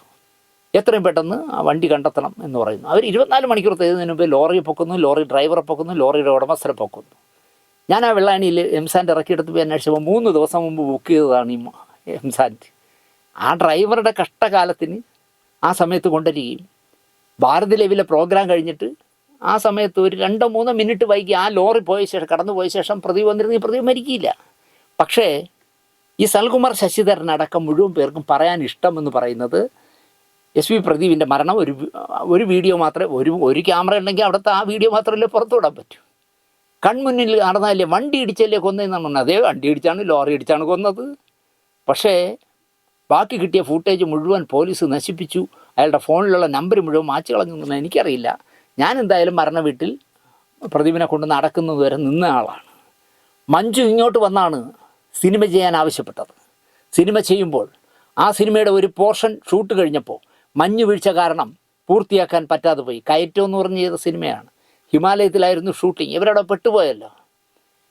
അവർ തന്നെ പലപ്പോഴും നമുക്കിനി എന്ന് ഹിമാലയത്തിൽ പോകാമെന്ന് എന്നെ വിളിച്ചു ചോദിച്ചു. അതിലെന്താ തെറ്റ് സൽകുമാറേ? അത് ഗീവ് ആൻഡ് ടേക്ക് എന്ന് പറയുന്ന പോലെ ഒരു നിർമ്മാതാവ്, അതിലെ നായിക, രണ്ടും അവരാണല്ലോ. നിങ്ങൾ സംവിധായകൻ. മഞ്ഞ് വീഴ്ച കാരണം ചിത്രീകരണം മുടങ്ങി നിങ്ങൾ തിരിച്ചു പോന്നു. ഇനി നമുക്ക് എന്ന് പോകാം സൽകുമാർ സാറെന്നോ സൽകുമാർ ചേട്ടാന്ന് വിളിച്ച് നിങ്ങളുടെ ചോദിച്ചാൽ എന്താ തെറ്റ്? അതിന് പുള്ളി വേറൊരു അർത്ഥത്തിലാണ് കാണുന്നത്. അവർ തന്നെ പലപ്പോഴും നമുക്കിനി എന്ന് ഹിമാലയത്തിൽ പോകാം എന്ന് ചോദിച്ചു. ഹട്ടിൽ, അതായത് ഷൂട്ടിംഗ് നടക്കുമ്പോൾ ഒരു തുണിയിലൊക്കെ ഉണ്ടാക്കുന്ന ഹട്ടുണ്ടല്ലോ, കുടിൽ പോലെ ഉണ്ടാക്കുന്നില്ലേ, ആ ഹട്ടിൽ കാവലിരിക്കുക എന്ന് പറഞ്ഞാൽ ഒന്ന് മിങ്കിൾ ചെയ്യാനോ, അതായത് മഞ്ജു വാര്യരെ ഹട്ടിനുള്ളിൽ കിടത്തിയിട്ട് അവരുടെ മാനേജരും മേക്കപ്പ് മാനും ഒക്കെ ആ ഹട്ടിന് കാവലിരുന്നത് വലിയ തെമ്മാടിത്തരം ആയിപ്പോയി എന്നാണ് സൽകുമാർ പറയുന്നത്. ചിലപ്പോൾ ഈ ഞരമ്പ് രോഗിയെ പോലെ പെരുമാറുന്നത് കൊണ്ട് ചിലപ്പോൾ സൽകുമാറിന് സംസാരിപ്പിക്കാതിരിക്കാനായിരിക്കണം അവർ കാവലിരുന്നത്. അദ്ദേഹം പറയുന്നത് ഹട്ടിൽ കാവലിരിക്കുക എന്ന് പറഞ്ഞാൽ ഒന്ന് മിങ്കിൾ ചെയ്യാനോ ഒന്ന് സംസാരിക്കാനോ സമ്മതിക്കാതെ മഞ്ജുവും ഞാനുമായിട്ടുള്ളത് ഒരു അകലം പാലിച്ചു എന്നാണ് അദ്ദേഹം പറയുന്നത്. അവരുടെ പോസ്റ്റുകളൊക്കെ ഡ്യുവൽ മീനിങ് ഉള്ളതാണ്. അതായത് ദ്വയാർത്ഥമുള്ള രീതിയിലാണ് മഞ്ജു പോസ്റ്റ് ഇടുന്നതെന്ന് പറയുന്നു. ഇനി മഞ്ജു ഈ സനൽകുമാർ ശശിധരനെ വട്ടാക്കാനുമായിട്ട് അങ്ങനെ ഡ്യുവൽ പേഴ്സണാലിറ്റിയിലുള്ള ഡയലോഗുകൾ ഇട്ടോ എന്ന് എനിക്കറിയില്ല. ഇൻറ്റേർണൽ മീനിങ് ഉണ്ട്, അതിനൊരു ആന്തരിക അർത്ഥമുണ്ട്. പല സ്റ്റേറ്റ്മെൻറ്റുകൾക്കും അങ്ങനെയാണ് ഇൻറ്റേർണൽ മീനിങ് ഉള്ള വാചകങ്ങളാണ് മഞ്ജു എഴുതിയിരുന്നതെന്നാണ് പറയുന്നത്. അടുത്ത സിനിമയും ഞങ്ങൾ ഒരുമിച്ച് ചെയ്യാനിരുന്നതാണ്. അവരുടെ മാനേജർ ഇടപെട്ട് അതിനെ കൊളാക്കിക്കളഞ്ഞ് ഇല്ലാതാക്കി. ഈ സ്ത്രീക്ക് എന്തോ സംഗതി ഉണ്ടല്ലോ എന്ന് തോന്നി. അങ്ങനെയാണ് ഞാൻ സംസാരിക്കാൻ തുടങ്ങിയത്. അപ്പോൾ ഞാൻ അവരോട് എനിക്കുള്ള താല്പര്യം അറിയിച്ചു. അവിടെയാണ് പ്രശ്നം. നിങ്ങളൊരു സംവിധായകൻ, അവരതിൻ്റെ നിർമ്മാതാവാണ്, അവരതിലെ നായികയാണ്. ചിലപ്പോൾ നിങ്ങളോട് നല്ല ഫ്രണ്ട്ഷിപ്പിൽ സംസാരിച്ചതാണ്, ക്യൂട്ടായിട്ട് സംസാരിച്ചതാണ്. നിങ്ങളതിനെ തെറ്റിദ്ധരിച്ചു. ഈ മഞ്ജു എന്നോട് ആവശ്യത്തിൽ കൂടുതൽ സംസാരിക്കുന്നത് വേണമെങ്കിൽ ഒരു പ്രണയത്തിൻ്റെ ട്രാക്ക് ഇടാം എന്ന് തോന്നിയതാട്ടത്താണ് സനൽകുമാറെ നിങ്ങൾക്ക് അബദ്ധം പറ്റിയെന്ന് ഞാൻ പറയും. അതായത് ഈ സ്ത്രീക്ക് എന്തോ സംഗതി ഉണ്ടല്ലോ എന്ന് എനിക്ക് തോന്നി. അങ്ങനെയാണ് ഞാൻ സംസാരിക്കാൻ തുടങ്ങിയത്. അപ്പം ഞാൻ അവരോട് എനിക്കുള്ള താല്പര്യം അറിയിക്കുന്നത്. അവരുടെ ഇങ്ങോട്ടുള്ള പെരുമാറ്റത്തിൽ നിന്ന് എനിക്ക് മനസ്സിലായത് വെച്ചാണ് ഞാൻ താല്പര്യം പറഞ്ഞത്. കൃത്യമായി മനസ്സിലുള്ളത് അവർക്ക് പറയാൻ പറ്റാത്ത രീതിയിലുള്ള സിറ്റുവേഷനിലാണ് അവർ. എന്ത് സിറ്റുവേഷൻ? പാറി പറന്ന് നടക്കുന്ന ഒരു പാവം പെൺകുട്ടി എന്ന് ഞാൻ പറയും. ഇന്നലെ ഞാൻ നോക്കുമ്പോൾ രജനീകാന്ത് ഒരു വലിയ സദസ്സിൻ്റെ മുന്നിൽ രജനീകാന്തുമായിട്ട് മഞ്ഞ ഡ്രസ്സൊക്കെ ഇട്ട് മഞ്ജു സംസാരിച്ചുകൊണ്ടിരിക്കുന്നുണ്ട്. നല്ല ഹാപ്പി ആയിട്ടാണ് അവർ ജീവിക്കുന്നത്. അവരൊരു മാഫിയയുടെ തടവറയിലാണ്. എൻ്റെ ഇൻസ്റ്റാഗ്രാമിൽ മഞ്ജുവിൻ്റെ പേര് പറയാതെ പ്രണയത്തെക്കുറിച്ച് പോസ്റ്റ് ഇട്ടതിൽ അതിൻ്റെ താഴെ വന്ന് ഭീഷണിപ്പെടുത്തുന്നു. നിങ്ങൾ വാല് പൊക്കുമ്പം മഞ്ജുവിനെ പരിചയമുള്ളവർക്കൊക്കെ അറിയാമെന്നേ. നിങ്ങൾ മഞ്ജുവിൻ്റെ പേര് പറയാതെ പ്രണയത്തെക്കുറിച്ചും കയറ്റം ഷൂട്ട് ചെയ്യാൻ പോയിടത്ത് മഞ്ഞത്ത് കാണിച്ച കാര്യങ്ങളൊക്കെ നിങ്ങൾ എഴുതിയിടുമ്പോൾ അല്പം വെളിവുള്ളവർക്ക് മനസ്സിലാവും ഇത് മഞ്ജുവിനെ കുത്തിയാണ് നിങ്ങൾ എഴുതുന്നതെന്ന്. അപ്പം പിന്നെ ഭീഷണിപ്പെടുത്താതിരിക്കുമോ, തെറി വിളിക്കാതിരിക്കുമോ എന്നാണ് എനിക്ക് ചോദിക്കാനുള്ളത്. തട്ടിക്കളയും എന്ന് കമൻ്റ് അതിൻ്റെ താഴെ ആരോ ഇട്ടു. തമിഴ്നാട്ടിലേക്ക് ഞാൻ ഒളിച്ചോടിപ്പോയത് മരണത്തെ പേടിച്ചല്ല, ഇന്നേക്ക് തമിഴ്നാട്ടിലേക്ക് ഇപ്പോൾ കളഞ്ഞു. ഈ മഞ്ജുവായിട്ടുള്ള ഈ ഇഷ്യൂ, പോലീസ് കേസും പ്രശ്നങ്ങളൊക്കെ വന്നപ്പോൾ തമിഴ്നാട്ടിലോട്ട് കുറച്ച് ദിവസം മുങ്ങിക്കളഞ്ഞു. നമുക്ക് കിട്ടിയത് ചെറിയ സമയമാണ്. അത് ജീവിതത്തിലെ നമുക്ക് കിട്ടുന്നത് ചെറിയ സമയമാണ്. അതിനിടയിൽ സിനിമ എടുക്കൽ, ആളുകളെ പ്രേമിക്കൽ, ചീത്തവിളി കേൾക്കൽ, അടികൊള്ളുക, സത്യങ്ങൾ വിളിച്ചു പറയുന്നത്, അതൊക്കെ രസമാണ്. അതുകൊണ്ട് ഒന്ന് മാറി നിന്നു. അല്ലെങ്കിൽ കൊല്ലപ്പെട്ടേനെ, ഒരു സംശയവുമില്ല. ഞാൻ ചത്തുപോയേനെ അല്ലെങ്കിൽ എന്നെ കൊന്നേനെ എന്നാണ് സനൽകുമാർ പറയുന്നത്. എനിക്ക് ഭ്രാന്താണ്, എൻ്റെ മാനസിക നില തകരാറാണ്, ഇനി എന്നെക്കൊണ്ട് ഒന്നിനും കൊള്ളില്ല എന്നൊക്കെ പലരും പറയുന്നു. തലയ്ക്ക് സുഖമില്ലാത്ത ആൾക്ക് സിനിമ എടുക്കാൻ ഒക്കുമോ എന്നാണ് സനൽ ചോദിക്കുന്നത്. ഇവിടെയുള്ള എഴുത്തുകാർ, ആർട്ടിസ്റ്റുകൾ എല്ലാം ഏതെങ്കിലും പവറിൻ്റെ കൂടെയാണ്. ഒന്നുകിൽ സെൻട്രൽ ഭരിക്കുന്ന പാർട്ടിയോടൊപ്പം, അല്ലെങ്കിൽ സ്റ്റേറ്റ് ഭരിക്കുന്ന പാർട്ടിയുടെ കൂടെ. മഞ്ജു വാര്യർ പരാതി കൊടുത്താലും ഞാൻ പ്രണയിക്കുന്നു. അവർ പരാതി കൊടുത്തോട്ടെ, ഇനിയും കൊടുക്കട്ടെ. പക്ഷേ ഞാനിപ്പോഴും അവരെ പ്രണയിച്ചുകൊണ്ടേ ഇരിക്കുന്നു എന്നാണ് പറയുന്നത്. അത് ഉള്ളതാണ്, കള്ളമല്ല എന്ന് തുറന്നു പറയുന്നു. പ്രണയം ഞാൻ പറയുന്നത് അവർക്ക് എന്നോട് അട്രാക്ഷൻ ഉള്ളതിനാലാണ്. ഞാൻ ഇനിയും പറയും. അല്ലെങ്കിൽ ആ സ്ത്രീ പുറത്തു വന്ന് പറയട്ടെ, സനൽകുമാർ ശശിധരനോട് എനിക്ക് പ്രണയമില്ല, ശശിധരൻ എന്നെ പ്രണയിക്കുന്നത് തെറ്റാണെന്ന് ആ സ്ത്രീ പുറത്തു വന്ന് പറയണമെന്നാണ് പറയണേ. ആ പരാതി മുഴുവൻ കള്ളമാണ്. ഒന്നുകിൽ ആ പരാതി ഭീഷണിപ്പെടുത്തി ഒപ്പിടിച്ചതാണ്. അങ്ങനെയൊന്നും മഞ്ജുവിനെ ഭീഷണിപ്പെടുത്തിയൊന്നും ആർക്കും ഒപ്പിടാൻ പറ്റില്ല. സനൽകുമാർ ശശിധര, നിങ്ങൾക്ക് മനസ്സിലായില്ലേ മഞ്ജു ബ്രില്യൻ്റ് ആണെന്ന്. അങ്ങനെയൊന്നും ആരും ഭീഷണിപ്പെടുത്തിയാലും അവർ ഒപ്പിടില്ല.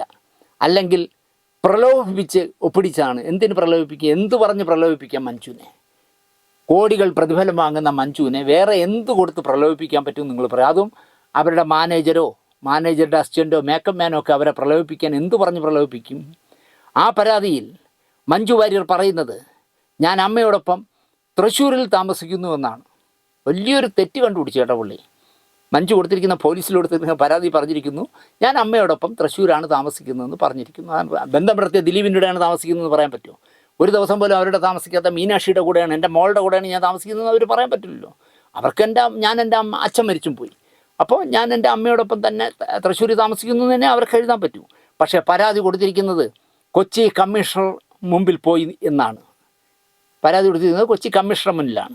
രാത്രി 8:30 വിമൻസ് പോലീസിലാണ് പരാതി കൊടുത്തിരിക്കുന്നത്. എല്ലാം അന്വേഷിച്ചിരിക്കുന്നു സനൽകുമാർ. ഞാൻ AK-47 നടക്കുകയായിരുന്നോ നിങ്ങളിങ്ങനെ മാറി മാറി പറയാൻ? എൻ്റെ AK-47 ഒന്നും ഇല്ലല്ലോ എന്നാണ് അദ്ദേഹം പറയുന്നത്. ഇത്രയും വലിയ ഒരു നടിക്ക് ഫോൺ കോളിലൂടെ പറഞ്ഞാൽ പോലീസുകാരെ ആക്ഷൻ എടുക്കില്ല. എന്തിനാണ് പരാതി 6 പേജിൽ എഴുതി കൊടുത്തത് എന്നാണ് അവർ ചോദിക്കുന്നത്. കുടുംബത്തെപ്പറ്റി ഞാൻ കുറ്റമൊന്നും പറഞ്ഞിട്ടില്ല. ആരെ? അദ്ദേഹത്തിൻ്റെ കുടുംബത്തെ പറ്റിയാണ് ഇനി അദ്ദേഹം പറയുന്നത്. വ്യക്തി എന്ന നിലയിൽ ഞാൻ ബഹുമാനിക്കുന്ന സ്ത്രീയാണ് എൻ്റെ ഭാര്യ. എന്നിട്ട് അദ്ദേഹം തന്നെ തിരുത്തുന്നു, എൻ്റെ മുൻ ഭാര്യ. ഒന്നിച്ച് പഠിച്ചപ്പോൾ ഞങ്ങളുടെ പൊളിറ്റിക്സ് ഒന്നായിരുന്നു. പിന്നെ എൻ്റെ ചിന്താരീതി മാറി. അങ്ങനെ വന്നപ്പോൾ ഒന്നിച്ചുള്ള ജീവിതത്തിന് വ്യത്യാസങ്ങൾ വന്നു. ആ സമയം മുതൽ ഒരു കമ്പാനിയൻഷിപ്പ് പരസ്പരം ഉണ്ടായില്ല. അത്രയേ ഉള്ളൂ. നല്ല സ്ത്രീയാണവൾ. അതായത് ബന്ധം പ്രത്യേക ഭാര്യയെ പറയാണ്, പ്രേമിച്ച് കല്യാണം കഴിച്ച ഭാര്യയെ പറയണം, നല്ല സ്ത്രീയാണവൾ. സങ്കടം വരുമ്പോൾ വഴക്കിടും, ദേഷ്യം വരും, അപ്പോൾ തള്ളിപ്പറയും.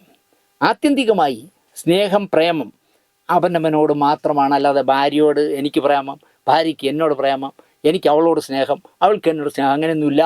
ആത്യന്തികമായി സ്നേഹവും പ്രേമവും ഒക്കെ അപ്പന എന്നാണ് സനൽകുമാർ ശശിധരൻ പറയുന്നത്. ഈ നാട്ടിൽ സ്ത്രീകളെ മുന്നിൽ നിർത്തിയാണ് പലതും നടക്കുന്നത്. ക്രൈം നന്ദകുമാറിനെ അറസ്റ്റ് ചെയ്തത് ഒരു സ്ത്രീയെ മുൻനിർത്തിയാണ്. സർക്കാരിനെ തകർക്കുന്നതും സ്ത്രീകളെ ഉപയോഗിച്ചാണ്. ഉമ്മൻചാണ്ടി സർക്കാർ നല്ല സർക്കാരായിരുന്നു. അതിനെ തകർത്തത് ഒട്ടും ക്രെഡിബിലിറ്റി ഇല്ലാത്ത ഒരു സ്ത്രീയുടെ പരാതിയിലല്ലേ എന്നാണ് ചോദിക്കുന്നത്. സരിതാ നായരെ കുറിച്ചാണ് ചോദിക്കുന്നത്. സരിതാ നായർക്ക് ക്രെഡിബിലിറ്റി ഇല്ല എന്ന് പറയുന്നു. പക്ഷേ ക്രെഡിബിലിറ്റി ഉള്ള ഒരാളെ പറ്റി അദ്ദേഹം പറയുന്നുണ്ട്. പക്ഷേ സ്വപ്ന സുരേഷ് ക്രെഡിബിലിറ്റി ഉള്ള സ്ത്രീയാണ്. സനൽകുമാറിൻ്റെ കാഴ്ചപ്പാടിൽ സരിതയ്ക്ക് ക്രെഡിബിലിറ്റി ഇല്ല. ക്രൈം നന്ദകുമാറിൻ്റെ ഓഫീസിൽ ജോലി ചെയ്തിരുന്ന സ്ത്രീ പരാതി കൊടുത്ത ആ സ്ത്രീക്ക് ക്രെഡിബിലിറ്റി ഇല്ല. പക്ഷേ സ്വപ്ന സുരേഷിന് നല്ല ക്രെഡിബിലിറ്റി ഉണ്ട് എന്നാണ് സനൽകുമാർ പറയുന്നത്.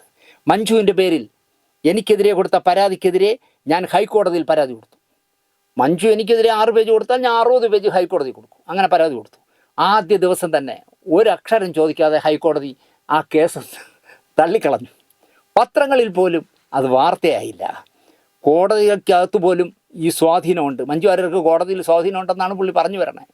കാശുണ്ടോ, നിങ്ങൾക്ക് എവിടെ വേണമെങ്കിലും പോകാം, നിങ്ങൾക്ക് സ്പെഷ്യൽ ലീവ് കൊടുക്കാം, 10 ലക്ഷം ഉണ്ടെങ്കിൽ സുപ്രീം കോടതിയിൽ പോകാം, പക്ഷേ എൻ്റെ കയ്യിൽ കാശില്ല. അതുകൊണ്ട് ഹൈക്കോടതി തന്നെ ആ കേസ് തള്ളി.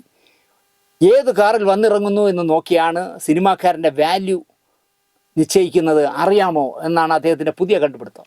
സനൽകുമാർ ശശിധരൻ്റെ ഏത് കാറാണെന്ന് എനിക്കറിയില്ല.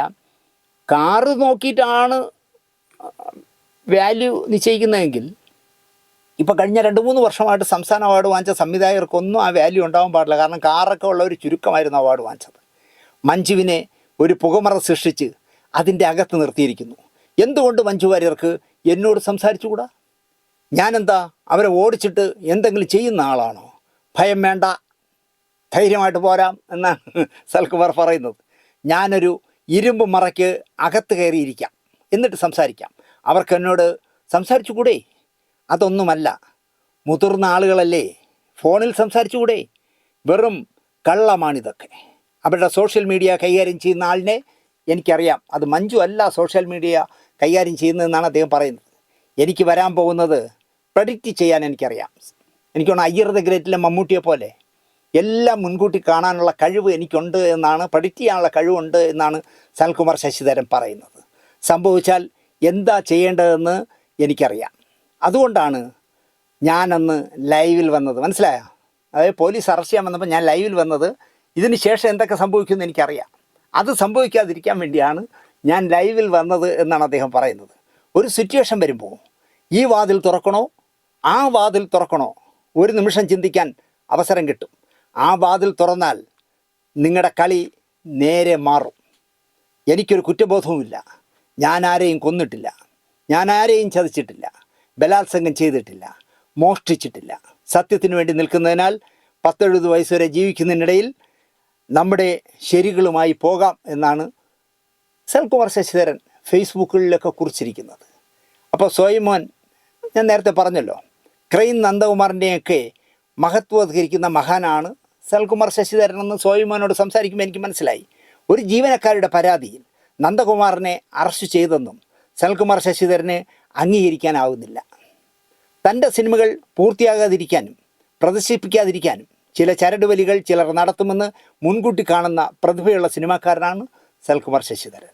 2020 വഴക്ക് എന്ന ചിത്രം ചിത്രീകരിക്കുമ്പോഴേ സനൽകുമാറിനറിയാം ഈ സിനിമ റിലീസ് ചെയ്യുമ്പോഴും തടയാൻ ചിലർ ശ്രമിക്കുമെന്ന്.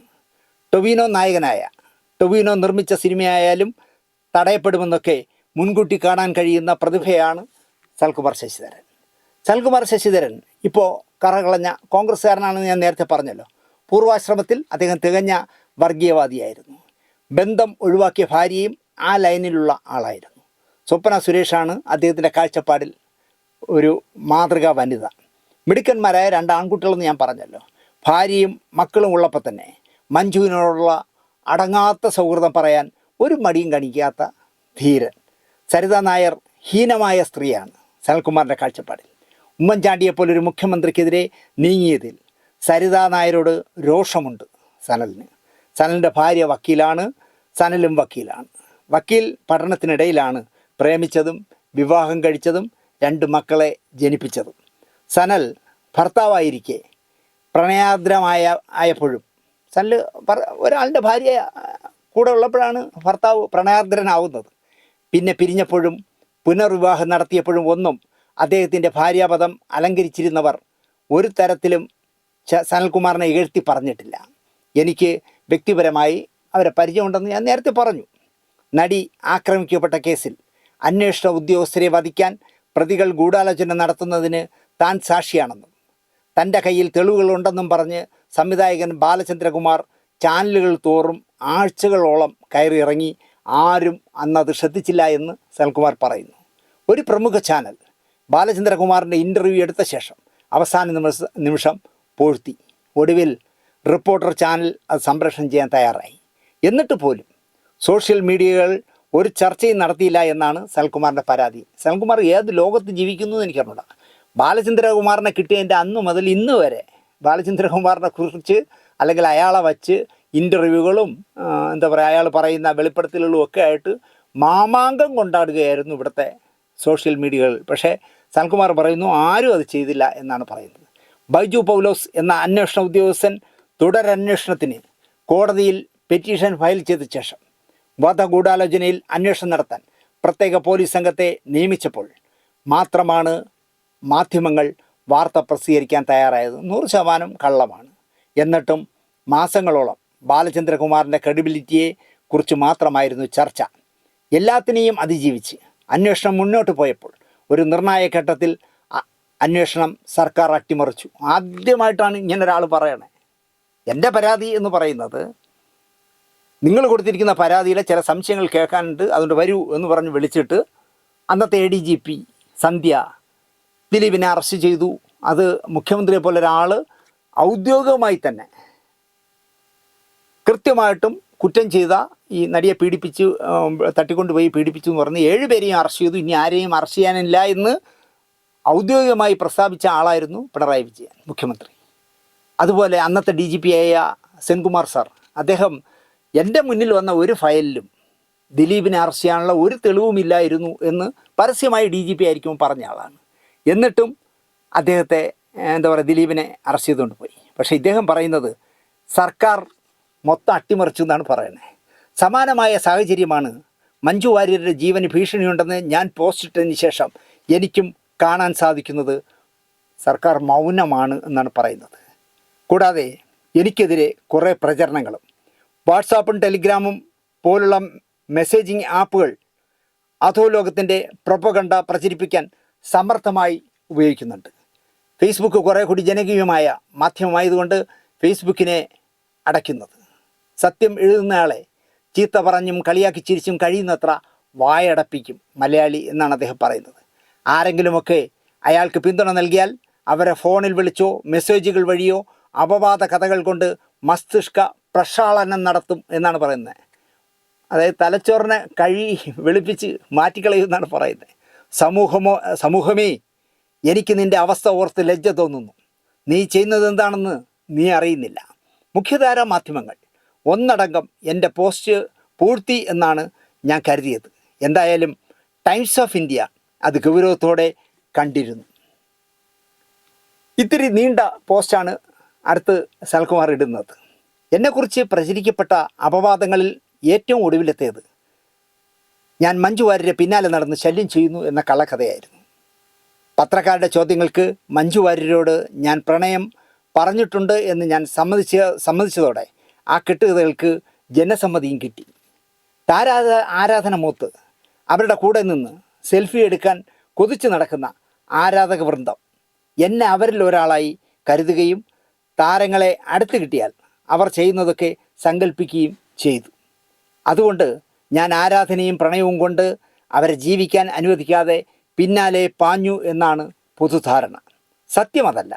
എന്നോട് ഒരു പ്രത്യേക അടുപ്പം അവർ കാണിക്കുന്നത് ശ്രദ്ധയിൽപ്പെട്ടതിൻ്റെ ഫലമായിട്ട് ഞാൻ അവരെ കൂടുതൽ ശ്രദ്ധിക്കാൻ പോലും തുടങ്ങിയത്. പക്ഷേ ഞാനിത് പറയുമ്പോഴും സ്വന്തം സ്വഭാവ വിശേഷങ്ങൾ എന്നിൽ ആരോപിച്ചുകൊണ്ട് ഞാൻ തന്നെയാണ് കുറ്റക്കാരൻ എന്ന് പൊതുജനം വിശ്വസിക്കുന്നത് എൻ്റെ കുഴപ്പമല്ല. സത്യത്തിൽ ഞാനുമായി ആശയവിനിമയം തുടങ്ങിയതുപോലും മഞ്ജു വാര്യർ തന്നെയാണ്. സെക്സി ദുർഗയുടെ ലിങ്ക് ചോദിച്ചുകൊണ്ട് അവർ അയച്ച മെസ്സേജും സിനിമ കണ്ടതിന് ശേഷമുള്ള ചാറ്റുകളുമാണ് കയറ്റം എന്ന സിനിമയിലേക്ക് വഴിവെച്ചത്. ഞാൻ അയച്ച സ്ക്രിപ്റ്റ് പൂർണ്ണമായി വായിച്ച ശേഷം സിനിമയിൽ അഭിനയിക്കാൻ മാത്രമല്ല അത് പ്രൊഡ്യൂസ് ചെയ്യാനും അവർ സന്നദ്ധയാകുകയായിരുന്നു. അവരോട് ഞാൻ നിർദ്ദേശിച്ചിട്ടാണ് ഷാജി മാത്യു ആ ചിത്രത്തിലേക്ക് നിർമ്മാണ പങ്കാളിയായി എത്തിയത്. ജീവിതത്തേക്കാൾ വലുതായ ഒരു ബലൂൺ പോലെ ഊതി വീർപ്പിച്ച മഞ്ജു എന്ന ഇമേജിനോട് എനിക്ക് തീരെ താല്പര്യം ഇല്ലാത്തതുകൊണ്ടായിരുന്നു സിനിമയുടെ നിർമ്മാണം അവർ ഒറ്റയ്ക്ക് വഹിക്കാമെന്ന് പറഞ്ഞിട്ടും ഞാൻ എൻ്റെ മറ്റ് സിനിമകളുടെ നിർമ്മാതാവായ ഷാജിയെ അതിലേക്ക് കൊണ്ടുവന്നത്. അതിൽ എനിക്കെതിരെ ഒരു ചതി ഒളിഞ്ഞിരിക്കുന്നു എന്നത് വേറെ കാര്യം. ഞാൻ 100% വിശ്വസിച്ചാണ് എൻ്റെ മുൻ സിനിമകളെടുത്ത ഷാജിയെ ഈ കയറ്റത്തിൻ്റെയും പ്രൊഡ്യൂസർമാരിൽ ഒരാളാക്കിയത്. പക്ഷേ അതിൻ്റെ പിന്നിലൊരു ചതി ഒളിഞ്ഞിരിക്കുന്നത് പിന്നെയാണെന്ന് സരലിന് മനസ്സിലായത്. ആ സിനിമകളുടെ പ്രാരംഭ ചർച്ചകളിൽ മഞ്ജു വാര്യരുമായി സംസാരിച്ചപ്പോൾ അവരെക്കുറിച്ച് പുറമേ സൃഷ്ടിക്കപ്പെട്ട ഇമേജ് അല്ല യഥാർത്ഥത്തിലുള്ള മഞ്ജു വാര്യർ എന്ന് എനിക്ക് തോന്നിത്തുടങ്ങി. ഏതാണ്ട് എൻ്റേതിന് സമാനമായ ജീവിത വീക്ഷണങ്ങളും നിലപാടുകളും അവരിൽ കണ്ടതോടെ എനിക്കവരോട് ഒരിഷ്ടവും തോന്നി. എന്നാൽ സിനിമയുടെ ചർച്ചകൾ മുന്നോട്ട് പോയപ്പോൾ അതുവരെ ഇല്ലായിരുന്ന ഒരാൾ രംഗപ്രവേശം ചെയ്തു. അവനാണ് വില്ലൻ. മാനേജർ എന്ന് പരിചയപ്പെടുത്തിയ ബിനീഷ് ചന്ദ്രനായിരുന്നു അത്. സിനിമയുടെ കാര്യങ്ങൾ അയാളോട് ചർച്ച ചെയ്യാൻ തുടങ്ങിയതോടെ കാര്യങ്ങൾ എനിക്ക് യോജിക്കാൻ കഴിയാത്ത നിലയിലേക്ക് പോയി. അയാൾ മുന്നോട്ട് വെച്ച ഒരു കരാർ എനിക്ക് സ്വീകാര്യമല്ലാത്തതുകൊണ്ട് ആ സിനിമയിൽ നിന്നും പിന്മാറുന്ന കാര്യം പോലും ഒരിക്കൽ ഞാൻ ആലോചിച്ചു. അക്കാര്യം ഞാൻ മഞ്ജു വാര്യരോട് പറഞ്ഞപ്പോൾ അയാളോട് സംസാരിച്ചിട്ട് പറയാം എന്ന് പറഞ്ഞ അവർ പിന്നീട് നമുക്കൊരു കരാർ വേണോ എന്ന ചോദ്യവുമായിട്ടാണ് മടങ്ങി വന്നത്. ഞാൻ സ്വതന്ത്ര സിനിമകളായിരുന്നു എടുത്തിരുന്നത് എന്നതിനാൽ അതിനു മുൻപുള്ള സിനിമകളിൽ ഒന്നും കരാറില്ലായിരുന്നു. അത് ഞാൻ സൂചിപ്പിച്ചപ്പോൾ എന്നാൽ കയറ്റത്തിലും കരാർ വേണ്ട, വിശ്വാസം മതി എന്ന രീതിയിൽ മുന്നോട്ട് പോകാൻ തീരുമാനിച്ചു.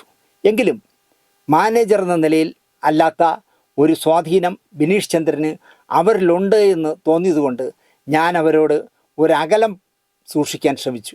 ബിനീഷ് ചന്ദ്രൻ എന്താണെന്ന് പറഞ്ഞാൽ മഞ്ജു വാര്യരോട് ഞാൻ സംസാരിക്കാൻ എന്നെ സമ്മതിക്കുന്നില്ല, എൻ്റെ അടുത്തിരിക്കാൻ സമ്മതിക്കുന്നില്ല, അവരെ എപ്പോഴും മറ്റേ ഹട്ടിനകത്താക്കിയിട്ട് കാവലിരിക്കുന്നു എന്ന് കണ്ടപ്പോൾ ഞാനൊരു ഗ്യാപ്പ് ഇടാൻ അല്ലെങ്കിൽ ഒന്ന് സൂക്ഷിക്കാൻ ശ്രമിച്ചു എന്നാണ് അദ്ദേഹം പറയുന്നത്. പിന്നീട് ബിനു നായർ എന്നൊരു സഹായി എന്ന നിലയിൽ ഒരാൾ രംഗത്ത് വന്നു. താമസിയാതെ ബിനീഷ് ചന്ദ്രനും ബിനു നായരും സിനിമയുടെ എക്സിക്യൂട്ടീവ് പ്രൊഡ്യൂസർമാരായി മാറി. ഇതൊക്കെയും എനിക്ക് അവരോടുള്ള അടുപ്പം കുറയ്ക്കാൻ കാരണമായി. കയറ്റത്തിൻ്റെ ഷൂട്ടിങ്ങിനിടയിൽ നേരത്തെ സ്ക്രിപ്റ്റിലുണ്ടായിരുന്ന ഒരു സീൻ ചെയ്യാൻ മഞ്ജു വാര്യർ വിസമ്മതം പ്രകടിപ്പിച്ചതും എനിക്ക് അവരോട് അലോസരമുണ്ടാക്കി. ആ സമയത്ത് ബിനീഷ് ചന്ദ്രനും ബിനു നായരും എന്നെ സമീപിച്ച്, ചേട്ടാ, ആവശ്യമുള്ള കാര്യങ്ങൾ ഞങ്ങളോട് പറഞ്ഞാൽ മതി, ഞങ്ങൾ പറഞ്ഞ് സമ്മതിപ്പിച്ചോളാം എന്ന് പറഞ്ഞു. എനിക്കത് നല്ലതായി തോന്നിയില്ല.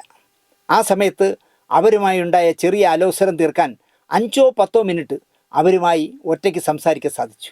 ഒറ്റയ്ക്ക് സംസാരിക്കുമ്പോഴുള്ള സ്ത്രീയല്ല, അവരുടെ മാർക്കറ്റിംഗ് മീഡിയകൾ അവതരിപ്പിക്കുന്ന താരം എന്നെനിക്ക് അപ്പോഴും തോന്നി. എങ്കിലും അവരുമായി കാര്യമായി അടുപ്പമൊന്നും ഉണ്ടായില്ല. ഒരിക്കൽ സൂര്യ ഫെസ്റ്റിവൽ സംഘാടകരിൽ ഒരാൾ എന്നെ വിളിച്ച് തിരുവനന്തപുരത്ത് മഞ്ജു വാര്യർ അവരുടെ ഒരു പ്രോഗ്രാമിന് വരുന്നുണ്ടെന്നും അതോടനുബന്ധിച്ചുള്ള ഒരു വിരുന്നിൽ എന്നെയും ക്ഷണിക്കാൻ മഞ്ജു വാര്യർ താല്പര്യപ്പെട്ടു എന്ന് പറഞ്ഞു. എനിക്കതിലെന്തോ കാരണം കൊണ്ട് പങ്കെടുക്കാൻ കഴിഞ്ഞില്ല. മറ്റൊരിക്കലും സൂര്യ ഫെസ്റ്റിവലിലെ മഞ്ജു വാര്യരുടെ ഡാൻസ് പ്രോഗ്രാമിന് അവർ പറഞ്ഞതനുസരിച്ച് എന്ന് പറഞ്ഞ് എന്നെ വിളിച്ചിട്ടുണ്ട്. കോവിഡ് കാരണം ആ പ്രോഗ്രാം നടന്നില്ല എന്നാണ് എൻ്റെ ഓർമ്മ. കയറ്റത്തിൻ്റെ എഡിറ്റിംഗ് നടക്കുന്ന സമയത്ത് ഞാൻ അവരുമായി വീണ്ടും സംസാരിക്കാൻ തുടങ്ങി. സിനിമയുടെ ഗതിവിഗതികളും മനസ്സിൽ വരുന്ന പുതിയ കഥകളും ഒക്കെ ആയിരുന്നു ഞങ്ങൾ സംസാരിച്ച വിഷയം. ലോക സിനിമകളുടെ ഒരു കളക്ഷൻ ഒരു പെൻ ഡ്രൈവിലാക്കി ഞാൻ അവർക്ക് അയച്ചു കൊടുക്കുകയും ചെയ്തിരുന്നു. ഞങ്ങൾ തമ്മിലുള്ള നല്ലൊരു സൗഹൃദം വളർന്നു വന്ന സമയമായിരുന്നു അത്. ആ സമയത്ത് നേരിൽ കാണണം എന്നാവശ്യപ്പെട്ട് അവരെന്നെ റോഷൻ ആൻഡ്രൂസ് സംവിധാനം ചെയ്യുന്ന സിനിമയുടെ ലൊക്കേഷനിലേക്ക് വിളിച്ചു. ഞാനവിടെ പോവുകയും ചെയ്തു. കുറച്ചു നേരം വെറുതെ ഇരുന്നിട്ട്, നായ ചന്തയ്ക്ക് പോയി എന്ന് പറഞ്ഞതുപോലെ കുറച്ചു നേരം അവിടെ വെറുതെ ഇരുന്നിട്ട് തിരികെ പോരുകയും ചെയ്തു. ഞാൻ സനൽകുമാർ ശശിധരനോട് പറഞ്ഞത്, നാണമുണ്ടെങ്കിൽ ഇങ്ങനെയൊന്നും പോകരുത് സനൽകുമാറെ. നിങ്ങൾ സൂര്യ ഫെസ്റ്റിവലിന് ഡിന്നർ കഴിക്കാനും റോഷൻ ആൻഡ്രൂസിൻ്റെ സിനിമ നടക്കുന്നിടത്ത് മഞ്ജു വാര്യർ വിളിച്ചതുകൊണ്ട് ചെന്ന് അവിടെ വായ വെക്കാൻ ഇരിക്കാനൊന്നും പോകരുത്. സ്വന്തം വില കളയരുത് എന്നാണ് എനിക്ക് പറയാനുള്ളത്. നമ്മുടെ മലയാളത്തിലെ പ്രശസ്തനായ കൊതിപ്പിക്കുന്ന തിരക്കഥകൾ എഴുതിയ മനുഷ്യൻ സംവിധായകനായതിനു ശേഷം വഴിതെറ്റിപ്പോയല്ലോ. വഴിതെറ്റിപ്പോയെന്ന് പറഞ്ഞാൽ അദ്ദേഹം കണ്ടെത്തിയ ഒരു നായികരെ മാനേജരെന്നോ ഡ്രൈവറെന്നോ പിയൂണെന്നോ ഗൊമസനെന്നോ എന്തുവാണോ പറയാവുന്ന തരത്തിലേക്ക് അദ്ദേഹം മാറി. ആ കുട്ടി തമിഴിലൊക്കെ അഭിനയിക്കാൻ പോകുമ്പോൾ സെറ്റി ചെന്ന് ഈ മനുഷ്യൻ ഇങ്ങനെ ഉറിഞ്ചിയിരിക്കും. അവസാനം അവളുടെ കാശുമൊക്കെ വാങ്ങി ഇദ്ദേഹം മലയാളത്തിൽ അവളെ വെച്ചെടുത്തൊരു പടത്തിനെ തമിഴിൽ റീമേക്ക് ചെയ്തു. ദയനീയമായി പൊളിഞ്ഞു. കടം കൊണ്ട് കയറി അദ്ദേഹം കൊതിയോടെ വാങ്ങിയ വീട് വരെ വിറ്റ് കടം തീർത്തു. എന്നിട്ടും കടം തീർന്നില്ല. ഈ നടിയിൽ നിന്ന് കുറേ പൈസ വാങ്ങിച്ച് കടം തീർത്തു. സമയത്തിന് പൈസ കൊടുക്കുന്നില്ല എന്ന് കണ്ടപ്പോൾ അവൾ വക്കീൽ നോട്ടീസ് അയച്ചു, മര്യാദയ്ക്ക് എൻ്റെ പൈസ തരുക എന്ന് പറഞ്ഞിട്ട്.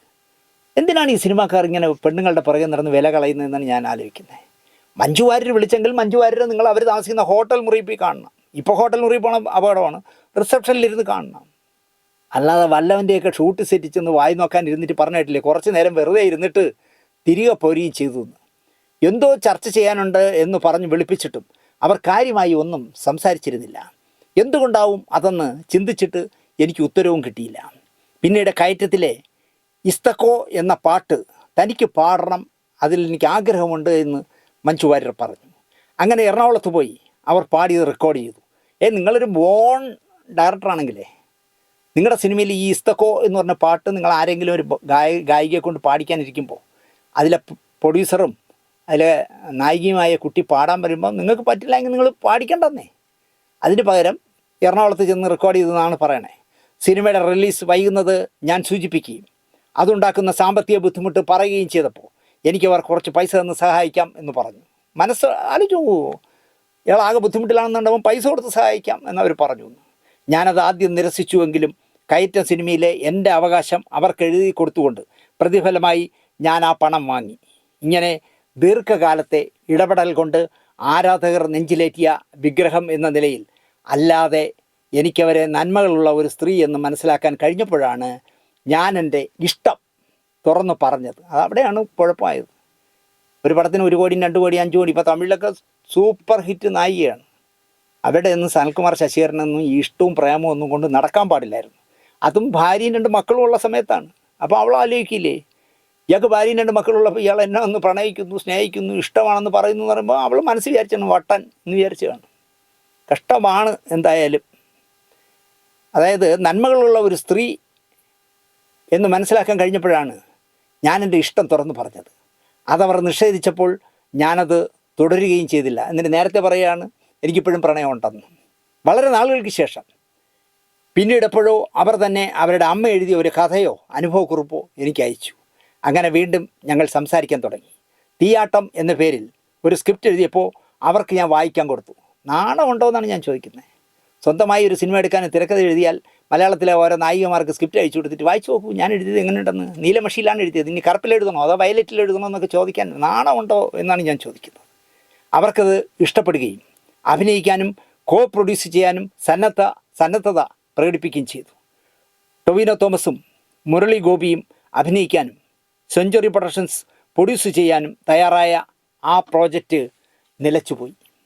ബിനീഷ് ചന്ദ്രൻ കാസ്റ്റിങ്ങിൽ അനാവശ്യമായ ചില ഇടപെടലുകൾ നടത്തിയതിനാൽ അയാളോടൊപ്പം ജോലി ചെയ്യാൻ എനിക്ക് കഴിയില്ല എന്ന് ഞാൻ പറയുകയും തുടർന്ന് മഞ്ജു വാര്യർ അതിൽ നിന്ന് പിന്മാറുകയും ചെയ്യുകയായിരുന്നു. അവർ ചെയ്യാതിരുന്ന കഥാപാത്രത്തിന് അനുയോജ്യമായ മറ്റൊരു നടിയെ ആലോചിച്ച് കണ്ടെത്താൻ കഴിയാതെ വന്നതിനാൽ ഞാനത് ഉപേക്ഷിച്ചു. അതായത് ഈ ഉണ്ടാക്കിയിരിക്കുന്ന സബ്ജക്റ്റ് അതിൽ ആരാ പറയുമ്പോൾ തീയാട്ടത്തിൽ ആ ക്യാരക്ടറിനെ മഞ്ജു വാര്യർക്ക് മാത്രമേ ചെയ്യാൻ പറ്റൂ. മഞ്ജു ചെയ്തില്ലെങ്കിൽ ആ പ്രോജക്റ്റ് ചെയ്യാക്കില്ല. അതുകൊണ്ട് ഞാൻ ആ പ്രോജക്റ്റ് അവസാനിപ്പിച്ചതാണ് പറയുന്നത്. അങ്ങനെയൊക്കെ ഒരു പ്രോജക്റ്റ് ഉണ്ടോ എനിക്കറിയില്ല. അവർ ചെയ്യാനിരുന്ന കഥാപാത്രത്തിന് അനുയോജ്യമായ മറ്റൊരു നടിയെ ആലോചിച്ച് കണ്ടെത്താൻ കഴിയാതെ ഞാനത് ഉപേക്ഷിച്ചു. പിന്നീടാണ് വഴക്ക് എന്ന സിനിമ ഞാൻ ചെയ്യുന്നത്. വഴക്ക് സിനിമ കഴിഞ്ഞപ്പോൾ ആ സിനിമ കാണാൻ കഴിയുമോ എന്ന് ചോദിച്ചുകൊണ്ട് മഞ്ജു വാര്യർ വീണ്ടും മെസ്സേജ് അയച്ചു. ഞാനതിൻ്റെ പ്രൈവറ്റ് ലിങ്ക് അവർക്ക് അയച്ചു കൊടുക്കുകയും ചെയ്തു. അങ്ങനെ പുനരാരംഭിച്ച സംഭാഷണം കയറ്റം എന്തുകൊണ്ട് റിലീസാവുന്നില്ല എന്ന വിഷയത്തിലേക്ക് കടക്കുകയും ആദ്യം അതിൻ്റെ പാട്ടുകൾ റിലീസ് ചെയ്യാമെന്ന് ഞങ്ങൾ തീരുമാനിക്കുകയും ചെയ്തു. എന്നാൽ ഇസ്തക്കോ എന്ന പാട്ട് റിലീസ് ചെയ്യാൻ ശ്രമിച്ചപ്പോൾ തന്നെ വലിയ തടസ്സങ്ങൾ ഷാജി മാത്യു, ബിനീഷ് ചന്ദ്രൻ എന്നിവരിൽ നിന്നും എനിക്ക് നേരിട്ടു. ഷാജി മാത്യു ആരെന്നറിയാമല്ലോ, ഇയാളുടെ മുൻ ചിത്രങ്ങളൊക്കെ നിർമ്മിച്ച നിർമ്മാതാവാണ്. അയാളും ഇപ്പോൾ ബിനീഷ് ചന്ദ്രൻ്റെ കൂടെ ചേർന്നു എന്നാണ് ഇദ്ദേഹം പറയുന്നത്. ഞാനത് ഏവരോട് മഞ്ജുവിനോട് പറഞ്ഞപ്പോൾ എനിക്കൊപ്പം നിൽക്കാൻ അവരെടുത്ത ശക്തമായ തീരുമാനം കണ്ടപ്പോഴാണ് അവർ ഉള്ളിലെന്തോ അടക്കി വെച്ചിരിക്കുന്നുവെന്ന് എനിക്ക് തോന്നിയത്. അവരൊന്നും ഉള്ളിൽ അടക്കി വെച്ചില്ലെന്നേ സനൽകുമാറെ. നിങ്ങളെപ്പോലെ 100 പേരെ കാണുന്നതല്ലേ അവർ. ഓരോ സെറ്റുകളിലും മാറി മാറി പോകുമ്പോൾ എത്രയോ പേരെ കാണുന്നു. അതിലൊരാളായിട്ട് സനൽകുമാറിനെ കണ്ടുള്ളൂ. സനൽകുമാർ വിചാരിച്ചു ഈ ഇളിക്കുന്നതെല്ലാം പ്രേമമാണെന്ന് വിചാരിച്ചു, കെട്ടിക്കളയാം എന്ന് വിചാരിച്ചു, അല്ലെങ്കിൽ നല്ല ഫ്രണ്ട്സായിട്ട് കൊണ്ട് നടക്കാം എന്ന് വിചാരിച്ചു. അത് നിങ്ങളുടെ കുഴപ്പമാണ്. പക്ഷേ അതോടെ ദുരൂഹമായ നിലയിൽ അവരുമായുള്ള കമ്മ്യൂണിക്കേഷൻ നിലച്ചു. മനസ്സിലായില്ലേ? പാട്ട് പുറത്തിറങ്ങിയതോടെ എനിക്കെതിരെയുള്ള അപവാദ പ്രചരണം ശക്തമായി. ആ സമയത്ത് എൻ്റെ ജീവന് പിന്നാലെ ഗുണ്ടകളുണ്ട് എന്ന് മനസ്സിലാക്കിയതിനാൽ ഞാൻ വീട് വിട്ടു. ഇന്ത്യ മുഴുവൻ സഞ്ചരിച്ചു. ആ യാത്രയിൽ സഞ്ചാരക്കുറിപ്പുകൾ പോലെ ഞാൻ അവർക്ക് ഇമെയിൽ അയച്ചിരുന്നു. മഞ്ജു വാര്യർ പറയാൻ നടക്കുന്നതിന് കൊന്നുകളയെന്ന് പറഞ്ഞപ്പോൾ നാട് വിട്ട് ഇന്ത്യ മുഴുവൻ കറങ്ങാൻ പോയപ്പോൾ അവിടെ കറങ്ങാൻ പോകുന്ന സ്ഥലങ്ങളുടെ വിവരങ്ങളൊക്കെ ഇമെയിൽ ചെയ്ത് കൊടുത്തു നാക്ക് മഞ്ജുവിന്.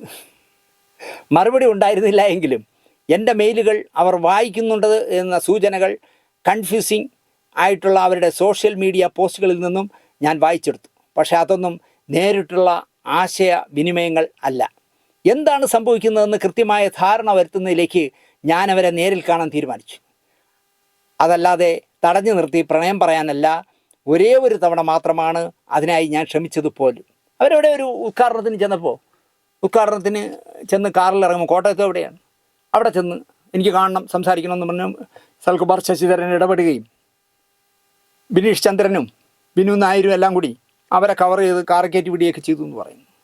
എന്നിട്ട് അദ്ദേഹം പറയുന്നത് ഞാൻ ആകെ ഒരേ ഒരു തവണയെ പോയിട്ടുള്ളൂ. പണ്ടൊരാൾ അഭിമാനത്തോടെ പറഞ്ഞു എന്നെ ഒരു സ്ത്രീകളും എന്നെ അടിച്ചിട്ടില്ല, പിന്നെ ആ മീമിക്കുന്ന സ്ത്രീയെ പാള വെച്ചൊരു അടി അടിച്ചിട്ടുണ്ടെന്ന് പറഞ്ഞതുപോലെയാണ്.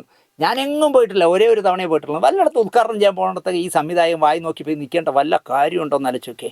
എന്നാൽ പരസ്പരം സംസാരിക്കാൻ അനുവദിക്കാത്ത നിലയിൽ ബിനീഷ് ചന്ദ്രനും ബിനു നായരും സംഘവും ചേർന്ന് അവരെ ഒരു കാറിൽ തള്ളിക്കൊണ്ടു പോകുന്നതാണ്. എന്ത് കാർ സ്റ്റാർട്ടാവൂലേ? കാറിൽ തള്ളിക്കൊണ്ടു പോയി എന്നാണ് അദ്ദേഹം പറയുന്നത്. ഞാനവരെ പിന്നാലെ നടന്ന് ശല്യം ചെയ്യുന്നുവെന്നും ഭീഷണിപ്പെടുത്തുന്നു എന്നുമൊക്കെയുള്ള കള്ളക്കഥകൾ ഒരു അടിസ്ഥാനവും ഇല്ലാത്തതാണ്. മറ്റൊരാളെ നേരിൽ കണ്ട് ഒറ്റയ്ക്ക് സംസാരിക്കാൻ പോലും സ്വാതന്ത്ര്യമില്ലാത്ത അവസ്ഥയിലാണ് അവർ എൻ്റെ സോഷ്യൽ മീഡിയ പോസ്റ്റുകൾ ഈ പശ്ചാത്തലത്തിലുള്ളായിരുന്നു. അതായത് സ്വതന്ത്രമായി എനിക്കിഷ്ടമുള്ള, എന്നെ ഇഷ്ടമില്ലെങ്കിൽ എനിക്കിഷ്ടമുള്ളവരായിട്ട് സംസാരിക്കാൻ പോലും സ്വാതന്ത്ര്യം കിട്ടാത്ത നാടാണ്. അങ്ങനെ ഞാൻ അതൊക്കെ കുറിക്കുന്നു കണ്ടപ്പോഴാണെന്ന് എൻ്റെ ഫേസ്ബുക്ക് ക്ലോസ് ചെയ്ത് കളഞ്ഞു എന്നാണ് പറയുന്നത്. അവ എഴുതുന്നതിന് മുമ്പ് ഞാൻ അവരെ ബന്ധപ്പെടാൻ ശ്രമിച്ചിരുന്നു. അവയ്ക്കും ഒരു ഫോൺ വിളിയിലൂടെ പോലും മറുപടി ഉണ്ടായില്ല. ഞാൻ വിളിച്ചിട്ട് ഫോൺ എടുത്തുമില്ല, തിരിച്ചു വിളിച്ചുമില്ല എന്നാണ് പറയുന്നത്. ഒരിക്കൽ എൻ്റെ ഒരു പോസ്റ്റിന് ശേഷം അവർ എന്നെ വിളിച്ചു.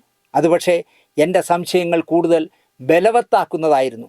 കാരണം മൂന്നാമതൊരാളെ സാക്ഷിയാക്കുന്ന തരത്തിൽ ഒരു കോൺഫറൻസ് കോളാണ് വിളിച്ചത്. സാധാരണ സംസാരിക്കുന്ന രീതിയിലല്ലാത്ത അതിനാടകീയമായ സംസാരം ഉൾപ്പെടെ അടിമുടി ദുരൂഹത നിറഞ്ഞ പെരുമാറ്റങ്ങളായിരുന്നു അവരിൽ നിന്നും ഉണ്ടായത്. ഇത്തരം കാരണങ്ങൾ കൊണ്ട് മറ്റാരുടെയും നിർദ്ദേശങ്ങൾക്ക് വഴങ്ങിയാണ് അവർ പ്രവർത്തിക്കുന്നതെന്നും അവരുടെ ജീവൻ അപകടത്തിലാണ് എന്നുള്ള തോന്നൽ എനിക്ക് ശക്തമായി. മഞ്ജു വാര്യരുടെ ജീവന് അപകടമുണ്ടെന്ന് ആലോചിച്ച് നോക്കിയേ. അവരെ അതുകൊണ്ടാണെന്ന് ഇയാളുടെ സംസാരിക്കാത്തത്. നിങ്ങളെന്തെങ്കിലും ചതി ചെയ്യുമെന്ന് മാത്രമേ അവരെ കൂടെ നടക്കുന്ന ബിനു നായർക്കും മറ്റേ മാനേയർക്കും ഒക്കെ സംശയം കാണുകയുള്ളൂ എന്നാണ് എനിക്ക് തോന്നുന്നത്. ഞാൻ സോഷ്യൽ മീഡിയയിലിട്ട പോസ്റ്റുകളിൽ ഒക്കെയും അവരെ ടാഗ് ചെയ്തിട്ടും ഒരാഴ്ചയോളം അവർ പരസ്യമായോ സ്വകാര്യമായോ ഒരു വാക്കുപോലും പറഞ്ഞില്ല. വല്ല പെണ്ണുങ്ങളെയൊക്കെ ടാഗ് ചെയ്യാൻ നിങ്ങളാരാ? ശ്രീകൃഷ്ണന് നിങ്ങളെ ഇഷ്ടമില്ല എന്ന് പറഞ്ഞാൽ പിന്നെ നിങ്ങളത് ടാഗ് ചെയ്യരുതെന്നേ. എന്തിനാ ടാഗ് ചെയ്യാൻ പോയേ? ഒരു സുപ്രഭാതത്തിൽ ഞാൻ അറിയുന്നത് അവർ എനിക്കെതിരെ ഒരു പരാതി കൊടുത്തു എന്നാണ്. ഞാനവരെ സോഷ്യൽ മീഡിയ വഴി ഭീഷണിപ്പെടുത്തിയെന്നും പിന്തുടർന്ന് ശല്യപ്പെടുത്തിയെന്നും അവരുടെ മാനേജർമാരെ അപായപ്പെടുത്താൻ ശ്രമിക്കുന്നു എന്നുമൊക്കെയാണ് പരാതിയിലുള്ളത്. മെയ് മാസം 4-ാം തീയതി രാത്രി 8:30 മണിക്ക് എറണാകുളത്തെ സിറ്റി വനിതാ പോലീസ് സ്റ്റേഷനിൽ അവർ നേരിട്ട് ഹാജരായി മൊഴി പറഞ്ഞു കൊടുക്കുകയായിരുന്നു. നേരത്തെ പറഞ്ഞ് ഒപ്പ് മാത്രമേ ഇട്ടുള്ളൂ. ഇപ്പോൾ പറയുന്നു രാത്രി 8:30 മണിക്ക് നിന്ന് മൊഴി പറഞ്ഞു കൊടുത്ത് അവിടുത്തെ റൈറ്ററോ ആരോ എഴുതിയെടുത്തു എന്നാണ് പറയുന്നത്. പരാതിയിലെ കൈയക്ഷരം മറ്റാരുടേതോ ആണ്. 5 പേജുള്ള പരാതിയിൽ അവസാനത്തെ പേജിൽ മാത്രമാണ് മഞ്ജു വാര്യരുടെ ഒപ്പുള്ളത്. നേരത്തെ പറഞ്ഞ 6 പേജെന്ന്. അത് മതിയെന്നേ, ആ ഒപ്പ് മാത്രം മതി. ബാക്കി DTP ആവാം, ആരെങ്കിലും കൊണ്ട് എഴുതിയതാവാം. അതെന്താ? പരാതിയിലെ രസകരമായ സംഗതി, ഞാൻ അവർക്ക് കയറ്റത്തിൻ്റെ വർക്കിനിടയിൽ പ്രണയം പറഞ്ഞ് മെസ്സേജ് അയച്ചു എന്നും അവർ അത് അപ്പോൾ തന്നെ ഒപ്പമുണ്ടായിരുന്ന ബിനീഷ് ചന്ദ്രനെയും ബിനു നായരെയും കാണിച്ചു എന്നുമാണ്. കയറ്റത്തിൻ്റെ ഷൂട്ടിങ്ങിനിടയിൽ അങ്ങനൊരു സംഭവം ഉണ്ടായിട്ടില്ല. സ്വകാര്യമായ ഒരു മെസ്സേജ് തൻ്റെ ഒപ്പമുള്ള ആളുകളെ കാണിക്കുന്ന തരംതാണ പ്രവൃത്തി ഒരിക്കലും അവർ ചെയ്യില്ല എന്നെനിക്കറിയാം. ഞാൻ മെസ്സേജ് അയക്കും. അത് ബിനു നായരെയും മറ്റേ ഈ പറയുന്ന രണ്ടുപേരെയും മാനേജർ അസിസ്റ്റന്റിനെയും ഒന്നും കാണിക്കുന്ന അത്രയൊന്നും അവർ തരം താഴില്ല എന്നാണ് ഇദ്ദേഹം പറയുന്നത്. അവർ കാണിച്ചിരിക്കും എന്നുള്ളതാണ് സത്യം. ആ കള്ളപ്പരാതിയിൽ എന്നെ അറസ്റ്റ് ചെയ്ത് കൊണ്ടുപോകുമ്പോൾ ഞാൻ ഫേസ്ബുക്കിൽ ലൈവ് വന്നത് മാത്രമല്ല, ഇൻ്റർനെറ്റിലുള്ള വീഡിയോ ഒരു പോലീസുകാരൻ തത്സമയം ആരെയോ വീഡിയോ കോൾ ചെയ്ത് കാണിക്കുന്നുണ്ടായിരുന്നു. അതിലെ എന്നെ അപമാനിക്കുന്ന തരത്തിലുള്ള ഭാഗങ്ങളാണ് ഇൻ്റർനെറ്റിൽ കൂടുതൽ പ്രചരിക്കപ്പെട്ടത്. ആർക്കാണ് ആ വീഡിയോ കോൾ ചെയ്ത ആ പോലീസുകാരൻ എന്നെ ഉപദ്രവിക്കുന്നത് കാണിച്ചത് എന്ന് പരിശോധിച്ചാൽ ആരാണ് എനിക്ക് വേണ്ടി കൊട്ടേഷൻ കൊടുത്തതെന്ന് മനസ്സിലാവും. എന്തിനാണ് എളമക്കര പോലീസ് സ്റ്റേഷനിൽ വെച്ച് ഇനി മഞ്ജു വാര്യരെ ബന്ധപ്പെടാൻ ശ്രമിച്ചാൽ പുറം ലോകം കാണിക്കാതെ അകത്താക്കി കളയും എന്നും കൊന്നുകളയുമെന്നും ഉന്നത പോലീസ് ഉദ്യോഗസ്ഥൻ എന്നെ ഭീഷണിപ്പെടുത്തിയത്. പോലീസുകാരനെ അങ്ങനെ ഭീഷണിപ്പെടുത്തിയെന്നാണ്. ഉന്നത പോലീസ് ഉദ്യോഗസ്ഥൻ എന്ന് പറഞ്ഞാൽ CIക്ക് മുകളിലുള്ള ആരും വന്ന് കാണാൻ വഴിയില്ലാന്ന് എനിക്ക് തോന്നുന്നു. എന്തുകൊണ്ടാണ് കേസ് കോടതിയിൽ എത്തിക്കാതെ സ്റ്റേഷനിൽ നിന്നും ജാമ്യം എടുത്തു പോകാൻ നിർബന്ധിച്ചത്? കയറ്റം എന്തുകൊണ്ട് പുറത്തിറക്കുന്നില്ല? കയറ്റം പൈസ മുടക്കിയത് മഞ്ജുവാണ്. മഞ്ജുവിന് തോന്നി കാണും ഈ പടം സരൽകുമാർ ശശിധരൻ്റെ സ്മാരകമായി എൻ്റെ ഇരിക്കട്ടെ, OTTക്കൊന്നും വിൽക്കേണ്ട, തിയേറ്ററിൽ എന്തായാലും കളിക്കില്ല, അപ്പോൾ OTTയിലൊന്നും വിൽക്കേണ്ടെന്ന് അവർ വിചാരിച്ചു കാണും. കാരണം ഇത് ഐഫോണിലോ എന്തോ എടുത്ത ഒരു പടമാണല്ലോ. എന്തുകൊണ്ടാണ് അവർക്ക് എന്നോട് നേരിട്ട് സംസാരിക്കാൻ കഴിയാത്തത്? എന്തുകൊണ്ടാണ് എനിക്കെതിരെ കള്ളക്കേസ് ചമയ്ക്കാൻ പോലീസുകാർ കൂട്ടുനിൽക്കുന്നത്? ദുരൂഹതകൾ നിരവധിയാണ്. പക്ഷേ ഇതൊന്നും അന്വേഷിക്കപ്പെടില്ല. മഞ്ജു വാര്യർ മൗനം ഭേദിക്കില്ല. കരുതുന്നതിനും അപ്പുറം വളർന്ന ഒരു മാഫിയയുടെ താല്പര്യങ്ങൾ ഇക്കാര്യത്തിൽ ഉള്ളതിനാലാണ്. ഏത് മാഫിയ? സല്ല പറ. മഞ്ജു വാര്യർക്ക് മാഫിയുണ്ടോ? അല്ലെങ്കിൽ ബിനു നായർക്ക് മാഫിയുണ്ടോ? പറ. അവരുടെ നിസ്സഹായത ഞാൻ മനസ്സിലാക്കുന്നു. അങ്ങനെ നിസ്സഹായത മനസ്സിലായെങ്കിൽ ആ പാവം പെൺകുട്ടി ജീവിച്ചോട്ടെ എന്ന് പറഞ്ഞു. എന്താ സനൽകുമാറെ നിങ്ങൾ വിടാത്തത്? പക്ഷേ പ്രണയപരവശനായി ഞാൻ നിങ്ങളുടെയൊക്കെ ആരാധനാമൂർത്തിയെ ഓടിച്ചിട്ട് ശല്യം ചെയ്യുകയായിരുന്നു എന്ന കഥ ഒരു കെട്ടുകഥ മാത്രമാണ് എന്ന് നിങ്ങൾ ഇനിയെങ്കിലും അറിയണം. നിങ്ങൾ ആഘോഷിക്കുന്ന ബിംബങ്ങളല്ല നിസ്സഹായത കൊണ്ട് നീറുന്ന ഈ പച്ച മനുഷ്യൻ. എനിക്കെതിരെയുള്ള കേസ് കോടതിയിൽ വിചാരണയ്ക്കെത്തിയാൽ അതിനുവേണ്ടി ഗൂഢാലോചന നടത്തിയ നീതിപാലകർ ഉൾപ്പെടെ കുടുങ്ങും. നീതിപാലകരേ ഉള്ളൂ, നിയമപാലകരില്ല കേട്ടോ. ജഡ്ജി കോടതിയിലുള്ളവരൊന്നുമില്ല. അദ്ദേഹത്തിനെതിരെ കേസെടുത്തവരെല്ലാം കുടുങ്ങുമെന്നാണ് അദ്ദേഹം പറയുന്നത്. അങ്ങനെ കുടുങ്ങും എന്നതിനാൽ അതിനു മുമ്പ് അവരുടെയും എൻ്റെയും ജീവൻ വേട്ടയാടപ്പെടും. ഇപ്പോൾ ഇദ്ദേഹത്തിൻ്റെ ജീവനും കൂടെ വേട്ടയാടപ്പെടും. മഞ്ജുവിനെ മാത്രമല്ല കൊല്ലുന്നത്, ഇയാളെയും കൊല്ലും എന്നാണ് ഇയാൾ പറഞ്ഞത്. എല്ലാം തോന്നലുകളാണ്. എനിക്ക് തോന്നുന്നു ഈ നേരത്തെ പറഞ്ഞ ഗഞ്ച ഒക്കെ ഉള്ളതുകൊണ്ടായിരിക്കാം പുള്ളിക്ക് എല്ലാം തോന്നലുകളാണ്. കഥയറിയാതെ കല്ലെറിയും മുമ്പ് സത്യങ്ങൾ അന്വേഷിക്കാൻ ശ്രമിക്കുക. അതല്ലെങ്കിൽ മറ്റൊരു മനുഷ്യക്കുരുതിയിൽ അറിഞ്ഞോ അറിയാതെയോ നിങ്ങളുടെ വിരലടയാളവും പതിയും. ചോല എന്ന സിനിമ പൂഴ്ത്തിവെക്കാൻ ശ്രമങ്ങൾ നടക്കുന്നു എന്ന് ഞാൻ പോസ്റ്റിട്ടതിൽ പ്രകോപിതനായി ജോജു ജോർജ് എന്നെ അല്പം മുമ്പ് വിളിച്ച് ചീത്ത വിളിക്കുകയും എൻ്റെ വീട്ടിൽ വന്ന് എന്നെ തല്ലുമെന്ന് ഭീഷണിപ്പെടുത്തുകയും ചെയ്തു. ചോല എന്ന് പറഞ്ഞ പടം ജോജു ജോർജാണ് പ്രൊഡ്യൂസർ. അപ്പോൾ വേറൊരു പോസ്റ്റിൽ ജോജുവിനെ ഭയങ്കര മഹത്വീകരിച്ചൊക്കെ എഴുതിയിരിക്കുന്നു. ഇപ്പോൾ പറയാണ് വീട്ടിൽ വന്ന് കൈയും കാലിനെ അടിച്ചൊടിച്ച് കളയുമെന്ന് ജോജു പറഞ്ഞു. സിനിമയുടെ കാര്യം സംസാരിക്കാൻ പല പ്രാവശ്യം ശ്രമിച്ചിട്ട് എന്നോട് സംസാരിക്കാൻ തയ്യാറല്ലാതിരുന്ന അയാൾ എൻ്റെ പോസ്റ്റിൽ പ്രകോപിതനാകുന്നത് മാത്രമാണ് വിളിച്ചതെന്ന് തോന്നുന്നു. സിനിമയുടെ മേൽ എനിക്കുള്ള അവകാശം കരാറിൽ ഉണ്ടെന്ന് പറഞ്ഞപ്പോൾ ആദ്യം അയാൾ പറഞ്ഞത് ഞാൻ കള്ളം പറയുന്നു എന്നാണ്. എന്നാൽ കരാർ ഞാൻ പബ്ലിഷ് ചെയ്യണമോ എന്ന് ചോദിച്ചപ്പോൾ എന്നെ വീണ്ടും ചീത്ത പറയുകയാണ് ചെയ്തത്. അപ്പോൾ ഇയാൾ ഏത് പടം ചെയ്താലും, മഞ്ജു ചെയ്താലും, ടൊവിനോ ചെയ്താലും, ഈ പറയുന്ന ജോജു ചെയ്താലും എല്ലാത്തിലും ആ പടത്തിൻ്റെ അവകാശം കൂടി ഇയാൾ എഗ്രിമെൻറ്റിൽ എഴുതും എന്ന് മനസ്സിലായി.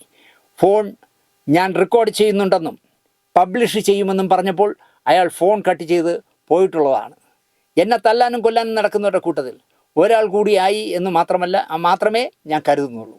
പക്ഷേ ചോല എന്ന സിനിമയിൽ എനിക്കുള്ള 3 അവകാശം കരാർ പ്രകാരം ഉള്ളതിനാൽ എന്നെ തല്ലിയാലും കൊന്നാലും അതില്ലാതാവുകയില്ല എന്നും ഞാനറിയാതെ അത് വിൽപ്പന നടത്തിയിട്ടുണ്ടെങ്കിൽ ആ വിൽപ്പന കരാർ അസാധുവാണെന്ന സത്യം നിലനിൽക്കുന്നുവെന്നും അറിഞ്ഞിരിക്കണം ജോജു ജോർജേ, അല്ലെങ്കിൽ താൻ വിവരമറിയും എന്നാണ് പറയുന്നത്.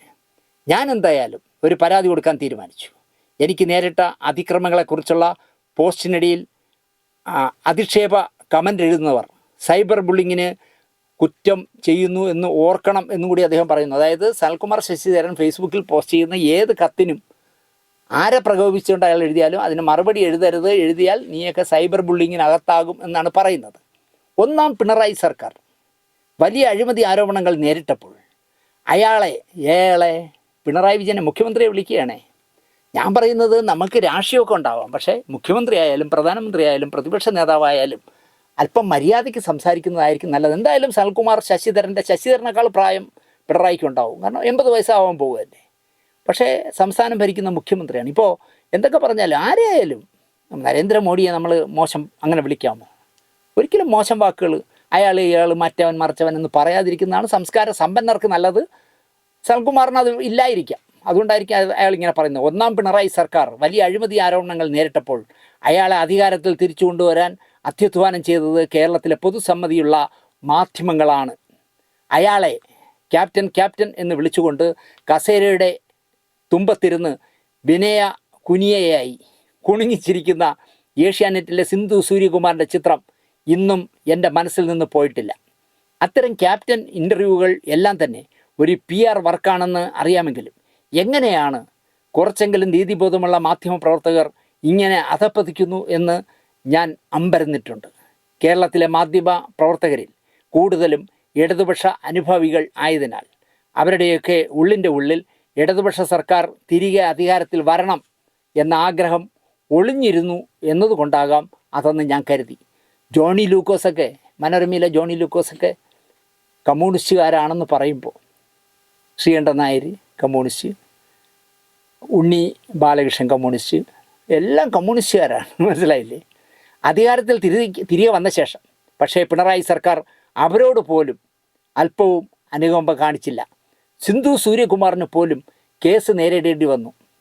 ഒരു കലാകാരനാണെങ്കിലും എനിക്ക് സനൽകുമാറിനോട് പറയാനുള്ളത്, സിന്ധു സൂര്യകുമാറിൻ്റെ പേരിൽ വന്ന കേസ് എന്താണ് സനൽകുമാറെ? ഒരു പീഡന പരാതി, ഒരു പാവം പോക്സോ കേസിൽ പെടാവുന്ന ഒരു കൊച്ചു പെൺകുട്ടിയെ വെച്ച്, ഒരു ഏഷ്യാനെറ്റിലെ ഒരു സ്റ്റാഫിൻ്റെ മകളെ വെച്ച് കൃത്രിമമായി ഉണ്ടാക്കി പ്രദർശിപ്പിച്ചതിൻ്റെ പേരിലാണ് അവരുടെ പേര് കേസ്. പക്ഷേ സനൽകുമാർ ശശിധരനെ പോലെ സത്യസന്ധനും ധീരനും ഭയങ്കര ചിന്താഗതിക്കാരനും ഒക്കെ ആയ മനുഷ്യൻ പറയുന്നത് സിന്ധു സൂര്യകുമാറിന് പോലും കേസ് നേരിടേണ്ടി വന്നു എന്നാണ്. പിണറായി സർക്കാർ അധികാരത്തിൽ മടങ്ങി വന്നാൽ CPM തകർന്നടിയുമെന്ന് മനസ്സിലാക്കിയവർ അന്ന് തന്നെ ധാരാളം പേർ ഉണ്ടായിരുന്നെങ്കിലും അത് വിളിച്ചു പറഞ്ഞവർ വളരെ കുറവായിരുന്നു. അതിലൊരാളായിരുന്നു ഞാൻ. CPM തകരും, ഈ ഇതോടുകൂടി തകരുമെന്ന് വിളിച്ചു പറഞ്ഞ ചുരുക്കം പേരിൽ ഞാനായിരുന്നു എന്ന് പറയുന്നു. വേണമെങ്കിൽ ഇവിടെ ഒരു കഥ പറയാം. E.K. നായർ മന്ത്രിസഭയിൽ നിന്ന് KM മാണിയും A.K. ആൻ്റണിയും കരുണാകരൻ്റെ കൂടെ മറുകണ്ഠം ചാടുകയും നമ്മുടെ നയനാരുടെ മന്ത്രിസഭ വീണു. നയനാരുടെ മന്ത്രിസഭ വീണപ്പോൾ അന്ന് A.K. ആൻ്റണി പറഞ്ഞൊരു വാചകമുണ്ട്, അടുത്ത 100 വർഷക്കാലത്തേക്ക് പൈശാചികവും ഒക്കെ ആയ 100 വർഷത്തേക്ക് കമ്മ്യൂണിസ്റ്റ് പാർട്ടി ഇനി അധികാരത്തിൽ വരില്ല എന്ന് പറഞ്ഞു. A.K. ആൻ്റണി പറഞ്ഞതിൻ്റെ പിറ്റേ ദിവസം തിരുവനന്തപുരത്ത് പുത്തരിക്കണ്ടം മൈതാനിയിൽ, ഞാനിപ്പോഴും ഓർക്കുന്നു, ഗാന്ധി പാർക്ക് മൈതാനിയിൽ സഖാവ് EMS പ്രസംഗിക്കുന്നു. മണ്ണിട്ട താഴെ വീഴില്ല, അത്രയും ജനക്കൂട്ടമുണ്ട്. ഞാൻ ആ പ്രസംഗം കേൾക്കാൻ പോയി. ഈ തുടക്കത്തിൽ സഹോദരി സഹോദരന്മാരെ എന്ന് പറഞ്ഞു കഴിഞ്ഞുടൻ സഖാവ് EMS പറഞ്ഞത്, അന്തോണി പറഞ്ഞത്, A.K. ആൻ്റണി പറഞ്ഞത് അടുത്ത 100 വർഷത്തേക്ക് കമ്മ്യൂണിസ്റ്റ് പാർട്ടി അധികാരത്തിൽ വരില്ല എന്നാണ്. അതിൽ നിന്ന് 1 വർഷം കുറച്ച് തരാമോ എന്നാണ് EMS ചോദിച്ചത്. സഖാവ് EMS ചോദിച്ചത് 99 വർഷമായിട്ടൊന്ന് കുറച്ച് തരാമോ എന്നാണ് ചോദിച്ചത്. കാരണം പിറ്റേ വർഷം നടന്ന പുതിയ നിയമസഭാ ഇലക്ഷനിൽ നയനാർ കേരളത്തിലെ മുഖ്യമന്ത്രിയായി. ഇതൊന്നും ഈ ആരോ പറയും പോലെ നമ്മുടെ ഇയാൾക്കറിയില്ല, നമ്മുടെ സനൽകുമാർ ശശിധരൻ അറിയില്ല എന്നാണ്. അതുകൊണ്ടാണ് അദ്ദേഹം CPM തകർന്നടിയുന്നതിനെക്കുറിച്ചൊക്കെ ഞാൻ മാത്രമാണ് സംസാരിച്ചതെന്ന് പറയുന്നത്. ഇന്ന് മാധ്യമങ്ങൾ മാത്രമല്ല, CPM അണികൾ പോലും ആ സത്യം മനസ്സിലാക്കിയിരിക്കുന്നു. മാധ്യമങ്ങളുടെ ഓച്ചാനഭാവം ഇച്ചിരി ശമിച്ചു എന്നതും ഒച്ച തിരിച്ചു കിട്ടി എന്നതും കേരളം ആശ്വാസത്തോടെ കാണേണ്ടതാണ്. ഇന്ന് മുഖ്യമന്ത്രി നടത്തിയ വാർത്താ സമ്മേളനം യഥാർത്ഥത്തിൽ വെല്ലുവിളിക്കുന്നത് CPM പാർട്ടിയെ തന്നെയാണ്. അയാൾ പറഞ്ഞ ഒരു വാചകമാണ് അതിലെ ഏറ്റവും വലിയ ഹൈലൈറ്റ്. ഞാനൊരു കമ്മ്യൂണിസ്റ്റുകാരൻ കൂടിയാണല്ലോ. പിണറായി പറഞ്ഞത് എന്താണെന്ന് ഞാൻ കേട്ടതാണ്. അദ്ദേഹം പറഞ്ഞത്, ഞാനിപ്പോൾ ഒരു കേരളത്തിലെ മുഖ്യമന്ത്രി മാത്രമല്ല, ഞാനൊരു കമ്മ്യൂണിസ്റ്റുകാരനും കൂടിയാണല്ലോ എന്നാണ് പറഞ്ഞത്. പക്ഷേ സനൽകുമാർ ശശിധരൻ അദ്ദേഹത്തിൻ്റെ ഫേസ്ബുക്ക് പോസ്റ്റിലൂടെ വേറൊരു അർത്ഥം കാണാനാണ് നോക്കുന്നത്. അങ്ങനെയൊന്നും മാറ്റി പറയാതെ എൻ്റെ പൊന്ന് സനൽകുമാർ ശശിധര, നിന്നെക്കാളും ബുദ്ധിയും നിന്നെക്കാളും വായനാശീലവും നിന്നെക്കാളും TV കാണുന്നവരും കേരളത്തിലുണ്ടെന്ന് വിചാരിക്കുന്നതാണ് നല്ലത്. ഞാനൊരു കമ്മ്യൂണിസ്റ്റുകാരൻ കൂടിയാണല്ലോ എന്ന് പിണറായി പറഞ്ഞു എന്നാണ് പറയുന്നത്. ആ വാചകത്തിലൂടെ അയാൾ പറയാതെ പറയുന്നത് താൻ ഒരു കമ്മ്യൂണിസ്റ്റുകാരൻ മാത്രമല്ല മറ്റ് പലതും കൂടിയാണ് എന്നതാണ്. അതൊരു മുന്നറിയിപ്പാണ്, വെല്ലുവിളിയാണ്. അപ്പോൾ അതിൻ്റെ താഴെ ഞാൻ നോക്കി, ഈ വായനക്കാർ പലതും മറുപടി എഴുതുമല്ലോ, കമൻറ്റ്. ഞാൻ നോക്കിയപ്പോൾ ലെനിൻ തോമസ് എന്ന് പറഞ്ഞ ഒരാൾ എഴുതിയിരിക്കുകയാണ്, ഇടതുപക്ഷ ഗവൺമെൻറ്റുകളെ ഇവിടുത്തെ മാധ്യമങ്ങൾ സപ്പോർട്ട് ചെയ്തിട്ടുണ്ടത്രേ, ആദ്യം തന്നെ പോസ്റ്റ് തേഞ്ഞു എന്നാണ് സനൽകുമാർ ശശിധരന് കൊടുത്തിരിക്കുന്ന മറുപടി. ഈ പ്രോഗ്രാം കണ്ടുകൊണ്ടിരിക്കുമ്പോൾ നിങ്ങൾ പലരും ആലോചിക്കുന്നത് എന്തിനാണ് ഈ പ്രോഗ്രാം ചെയ്തതെന്നായിരിക്കും. സത്യത്തിൽ എനിക്ക് ഈ സനൽകുമാർ ശശിധരനെ പോലുള്ള ഇത്തരം ചക്കളത്തി പോരാട്ടങ്ങൾ നടത്തുന്ന എന്നെ ഇഷ്ടമില്ലെങ്കിലും ഞാൻ പുറകെ നടന്ന് ഒരു പെണ്ണിൻ്റെ പുറകെ നടന്ന് പ്രേമിക്കുന്നു, പ്രണയിക്കുന്നു, സ്നേഹിക്കുന്നു എന്ന് പറയുന്ന അവൾ നിവർത്തികേട് കൊണ്ടൊന്ന് പരാതി കൊടുക്കുമ്പോൾ പോലീസുകാർ എന്നെ കൊല്ലുന്നു എന്ന് ഫേസ്ബുക്ക് പോസ്റ്റ് ഇടുന്ന ആണുങ്ങൾക്ക് നാണക്കേടാണ് ഈ ഫേസ്ബുക്ക് പോസ്റ്റ് ഇടുന്നത്. പക്ഷേ അയാൾ പറയുന്നത് എന്നെ വണ്ടിയിലിട്ട് കൊല്ലാനോ, വണ്ടി ഇടിച്ചു കൊല്ലാനോ, വണ്ടിയിലിട്ട് മയക്കുമരുന്ന് തന്ന് അകത്താക്കാനോ ശ്രമിക്കാതിരിക്കാനാണ് ഞാനിങ്ങനെ അലറിക്കറിഞ്ഞെന്ന് പറഞ്ഞത്. എനിക്കത് കണ്ടുകൊണ്ടിരുമ്പോൾ ഒരു പ്രയാസം തോന്നി. അയ്യോ, ഈ പയ്യനെ എന്തിനാ ഇങ്ങനെ അമ്പലത്തിൽ നിന്ന് പിടിച്ചുകൊണ്ട് പോകണമെന്ന്. പിന്നെ കഥ അന്വേഷിച്ചപ്പോഴാണ് അറിയുന്നത് മഞ്ജു വാര്യർ ഇടം വല്ലം തിരിയാൻ സമ്മതിക്കുന്നില്ല, പ്രണയിച്ചുകൊണ്ടേ ഇരിക്കുന്നു. അപ്പോൾ ഭാര്യയും 2 മക്കളും ഉള്ള സമയത്താണ്, ഇപ്പോഴല്ല. അപ്പോൾ സ്വന്തം വില കളഞ്ഞിട്ട്, അതുപോലെ ഇതിൽ കണ്ടില്ലേ ജോജു ജോർജ്, ടൊവിനോ, മഞ്ജു വാര്യർ ആരെല്ലാം വച്ച് ചെയ്തോ, ആരെല്ലാം അയാളുടെ പടം പ്രൊഡ്യൂസ് ചെയ്തോ അവരുടെ പേരിലെല്ലാം പ്രശ്നങ്ങൾ ഉണ്ടാക്കുന്ന ഒരു കഥാപാത്രമാണ് സൽകുമാർ ശശിധരൻ. അതൊക്കെ നടന്നോട്ടെ, പക്ഷേ സ്വയം ഇത്രയും അപഹാസ്യനാകാമോ എന്ന് ഇനിയെങ്കിലും സൽകുമാർ ചിന്തിക്കുന്നത് നല്ലതാണ്. നിങ്ങളെ പൊക്കി വിടാനൊക്കെ ചിലപ്പോൾ ആളുകളുണ്ടാവും, പക്ഷേ നിങ്ങൾ പറയുന്നു നിങ്ങളെ കൂടെ നടന്നവരാണ് നിങ്ങൾക്ക് ഏറ്റവും കൂടുതൽ പാര വെച്ചത്. ഞാനിത് ചെയ്യില്ലായിരുന്നു സത്യത്തിൽ. എനിക്കിത് താല്പര്യമില്ല ഇയാളെക്കുറിച്ച് ചെയ്യാൻ. കാരണം അതൊരു പ്രത്യേക ജനുസാണ്. അവരൊരു ബുദ്ധിജീവി ഇമേജിൽ എന്തെങ്കിലുമൊക്കെ നേരത്തെ പറഞ്ഞ ഗഞ്ചയൊക്കെ വലിച്ച് പലതൊക്കെ ഒട്ടിച്ച് കുടിക്കാനുണ്ടെങ്കിൽ അതൊക്കെ കുടിച്ച് നടക്കട്ടെ. അദ്ദേഹത്തിൻ്റെ ഏറ്റവും വലിയ പ്രയാസം കേരളത്തിലും ഇന്ത്യയിലും ഈ ലൈസൻസ് ഇതില്ല, ഗഞ്ചയൊക്കെ വലിക്കാനുള്ള സ്വാതന്ത്ര്യം കൊടുക്കുന്നില്ല എന്നുള്ളതാണ്. അതുകൊണ്ട് അദ്ദേഹത്തിന് എത്ര ദൂരം പോകേണ്ടി വരുന്നു എന്ന് ആലോചിച്ച് നോക്കും ഇതൊക്കെ വലിക്കാൻ. ഈ വലിക്കുന്നതിൻ്റെയൊക്കെ കുഴപ്പമാണ് സൽകുമാർ ശശിധര ഇതിൻ്റെയൊക്കെ മൂലസ്ഥാനം എന്ന് ഞാൻ പറയും. എന്തായാലും ഞാനിത് ചെയ്യാൻ കാരണം എന്താ, ഇയാൾ ഇത്രയും പ്രശ്നങ്ങളുണ്ടായിട്ട് നിങ്ങൾ മഞ്ജു വാര്യരെ ഇഷ്ടമില്ലാത്തത് കൊണ്ടാണോ, താങ്കൾ ഇത് കണ്ടതായി ഭാവിക്കാത്തതെന്ന് ഒരുപാട് പേർ എന്നെ വിളിക്കുമ്പോൾ ചോദിച്ചത് കൊണ്ടാണ്, നിവർത്തികേട് കൊണ്ട് ഞാൻ ഇത് ചെയ്തതാണ്.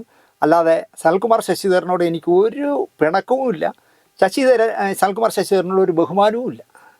കാരണം ഇങ്ങനെയൊക്കെ നടക്കുന്ന ഈ പെണ്ണെന്ന് എഴുതി കാണിച്ചാൽ അതിൻ്റെ പറയുക ഭാര്യയും മക്കളും ഒക്കെ ഉള്ളപ്പോൾ വേറെത്തി പ്രണയിക്കാനൊക്കെ നടക്കുന്ന ഉദാത്തമായ ചിന്താഗതിയുള്ളവരോടൊക്കെ എനിക്ക് പുച്ഛമാണ്. ഇനിയെങ്കിലും സൽകുമാർ ശശിധര ആ മഞ്ജു വാര്യരെ അങ്ങ് വിട്. അവർ ഇന്ത്യയിലെ പല ഭാഷ ഇനി അതിലൂടെ അഭിനയിക്കും പോലെ പല ഭാഷകളിലൊക്കെ അഭിനയിച്ച് അവർ ജീവിക്കട്ടെ. നിങ്ങൾ നിങ്ങളുടെ വഴി നോക്കി നിങ്ങൾക്ക് പറ്റിയ ഗഞ്ചായൊക്കെ ഉള്ള ആരെങ്കിലും ഒന്ന് നോക്കി, നിങ്ങൾ പറയും പോലെ കല്യാണമൊന്നും കഴിച്ച് കുട്ടികളും കുടുംബമൊന്നും ഇനി ഉണ്ടാക്കണ്ട.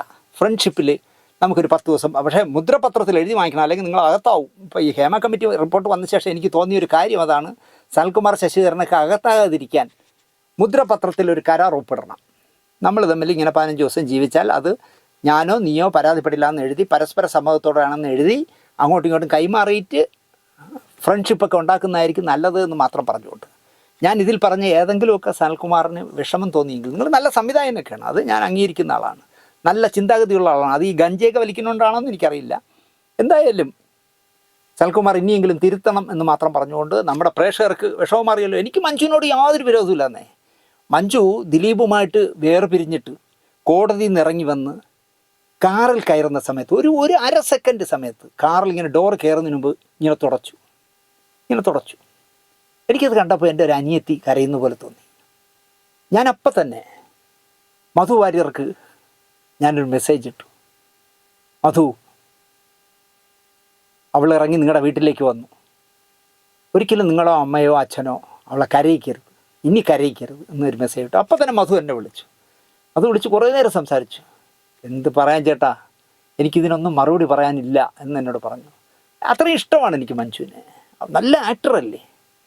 എന്ന് മാത്രമല്ല, ഞാൻ മുമ്പൊരിക്കൽ പറഞ്ഞു എന്ന് തോന്നുന്നു, കലാകൗമുദിയിലെ ഡിസൈനറായിരുന്ന ഭട്ടതിരി ഒരു ദിവസം ഞാൻ ഭട്ടതിരിയെ കാണാൻ ചെല്ലുമ്പോൾ എനിക്കൊരു ഫോട്ടോ വന്നിട്ട് പറഞ്ഞത്, സംസ്ഥാന സ്കൂൾ യുവനോത്സവത്തിൽ നൃത്തത്തിന് 1ാം സമ്മാനം വാങ്ങിച്ച കുട്ടിയാണ്, എന്തെങ്കിലും സീരിയലുകളിൽ ഒരു പാവപ്പെട്ട വീട്ടിലെ കുട്ടിയാണ്, എന്തെങ്കിലും ഒരു വേഷം കൊടുക്കണമെന്ന് പറഞ്ഞാൽ എൻ്റെ ഒരു ഫോട്ടോ തന്നു. പക്ഷെ നമ്മുടെ തിരക്ക് കൊണ്ടോ നമ്മുടെ ദൗർഭാഗ്യം കൊണ്ടോ നടന്നില്ല. പെട്ടെന്ന് മഞ്ജു നടിയായി, സിനിമയിൽ വലിയ പ്രശസ്തയായി. ഞാൻ ആ ഫോട്ടോ കിടന്ന് വീട്ടിൽ തപ്പി ഈ പുസ്തക കാർഡുകൾക്കിടയിൽ എവിടെയോ വെച്ച് മിന്നി പറയുമ്പോൾ ആ ഫോട്ടോ എനിക്ക് കിട്ടി. ഞാൻ അപ്പം തന്നെ സിന്ധുവിനെ കാണിച്ചു, നോക്കട്ടെ ഇതാണ് മഞ്ജു വാര്യർ അഭിനയിക്കാൻ ചാൻസ് കൊടുക്കണമെന്ന് പറഞ്ഞ് ഭട്ടതിരി തന്ന ഫോട്ടോയെന്ന്. പക്ഷേ ഞാൻ പറഞ്ഞത് നിങ്ങൾ വിശ്വസിക്കില്ല, 5 മിനിറ്റ് കഴിഞ്ഞപ്പോൾ ആ ഫോട്ടോ ഇങ്ങോട്ട് പോയി നിറഞ്ഞ. ഞാൻ ഒരു പകൽ മുഴുവൻ വീണ്ടും തപ്പി, ആ ഫോട്ടോ ഇതുവരെ എനിക്ക് കിട്ടിയിട്ടില്ല. ഏതോ പുസ്തകത്തിൻ്റെയോ വാരികയുടെ അകത്തിരിപ്പുണ്ട്. അന്ന് മുതലേ എനിക്ക് മഞ്ജുവിനെ ഇഷ്ടമാണ്. ആ മഞ്ജുവിനെ ഇനി വേദനിപ്പിക്കേണ്ട സനൽകുമാറെ, അതിൻ്റെ വഴിക്ക് വിട്. അതെങ്ങനെയെങ്കിലുമൊക്കെ അങ്ങ് ജീവിച്ചു പോട്ടെ. നിങ്ങൾ ഉദാത്തമായ സിനിമയുമായിട്ട് പുതിയ ഇരകളൊക്കെ കിട്ടുമല്ലോ, അവരെയൊക്കെ വെച്ച് അതിലേതെങ്കിലും ഒന്നിനെ നല്ല ഫ്രണ്ടാക്കി നിങ്ങൾക്ക് എന്താ പറയുക, എന്തായാലും ഭാര്യയും കുട്ടിയൊന്നും ഇനി പറ്റില്ല, നിങ്ങൾ പറ്റില്ല എന്നല്ലേ പറയണേ.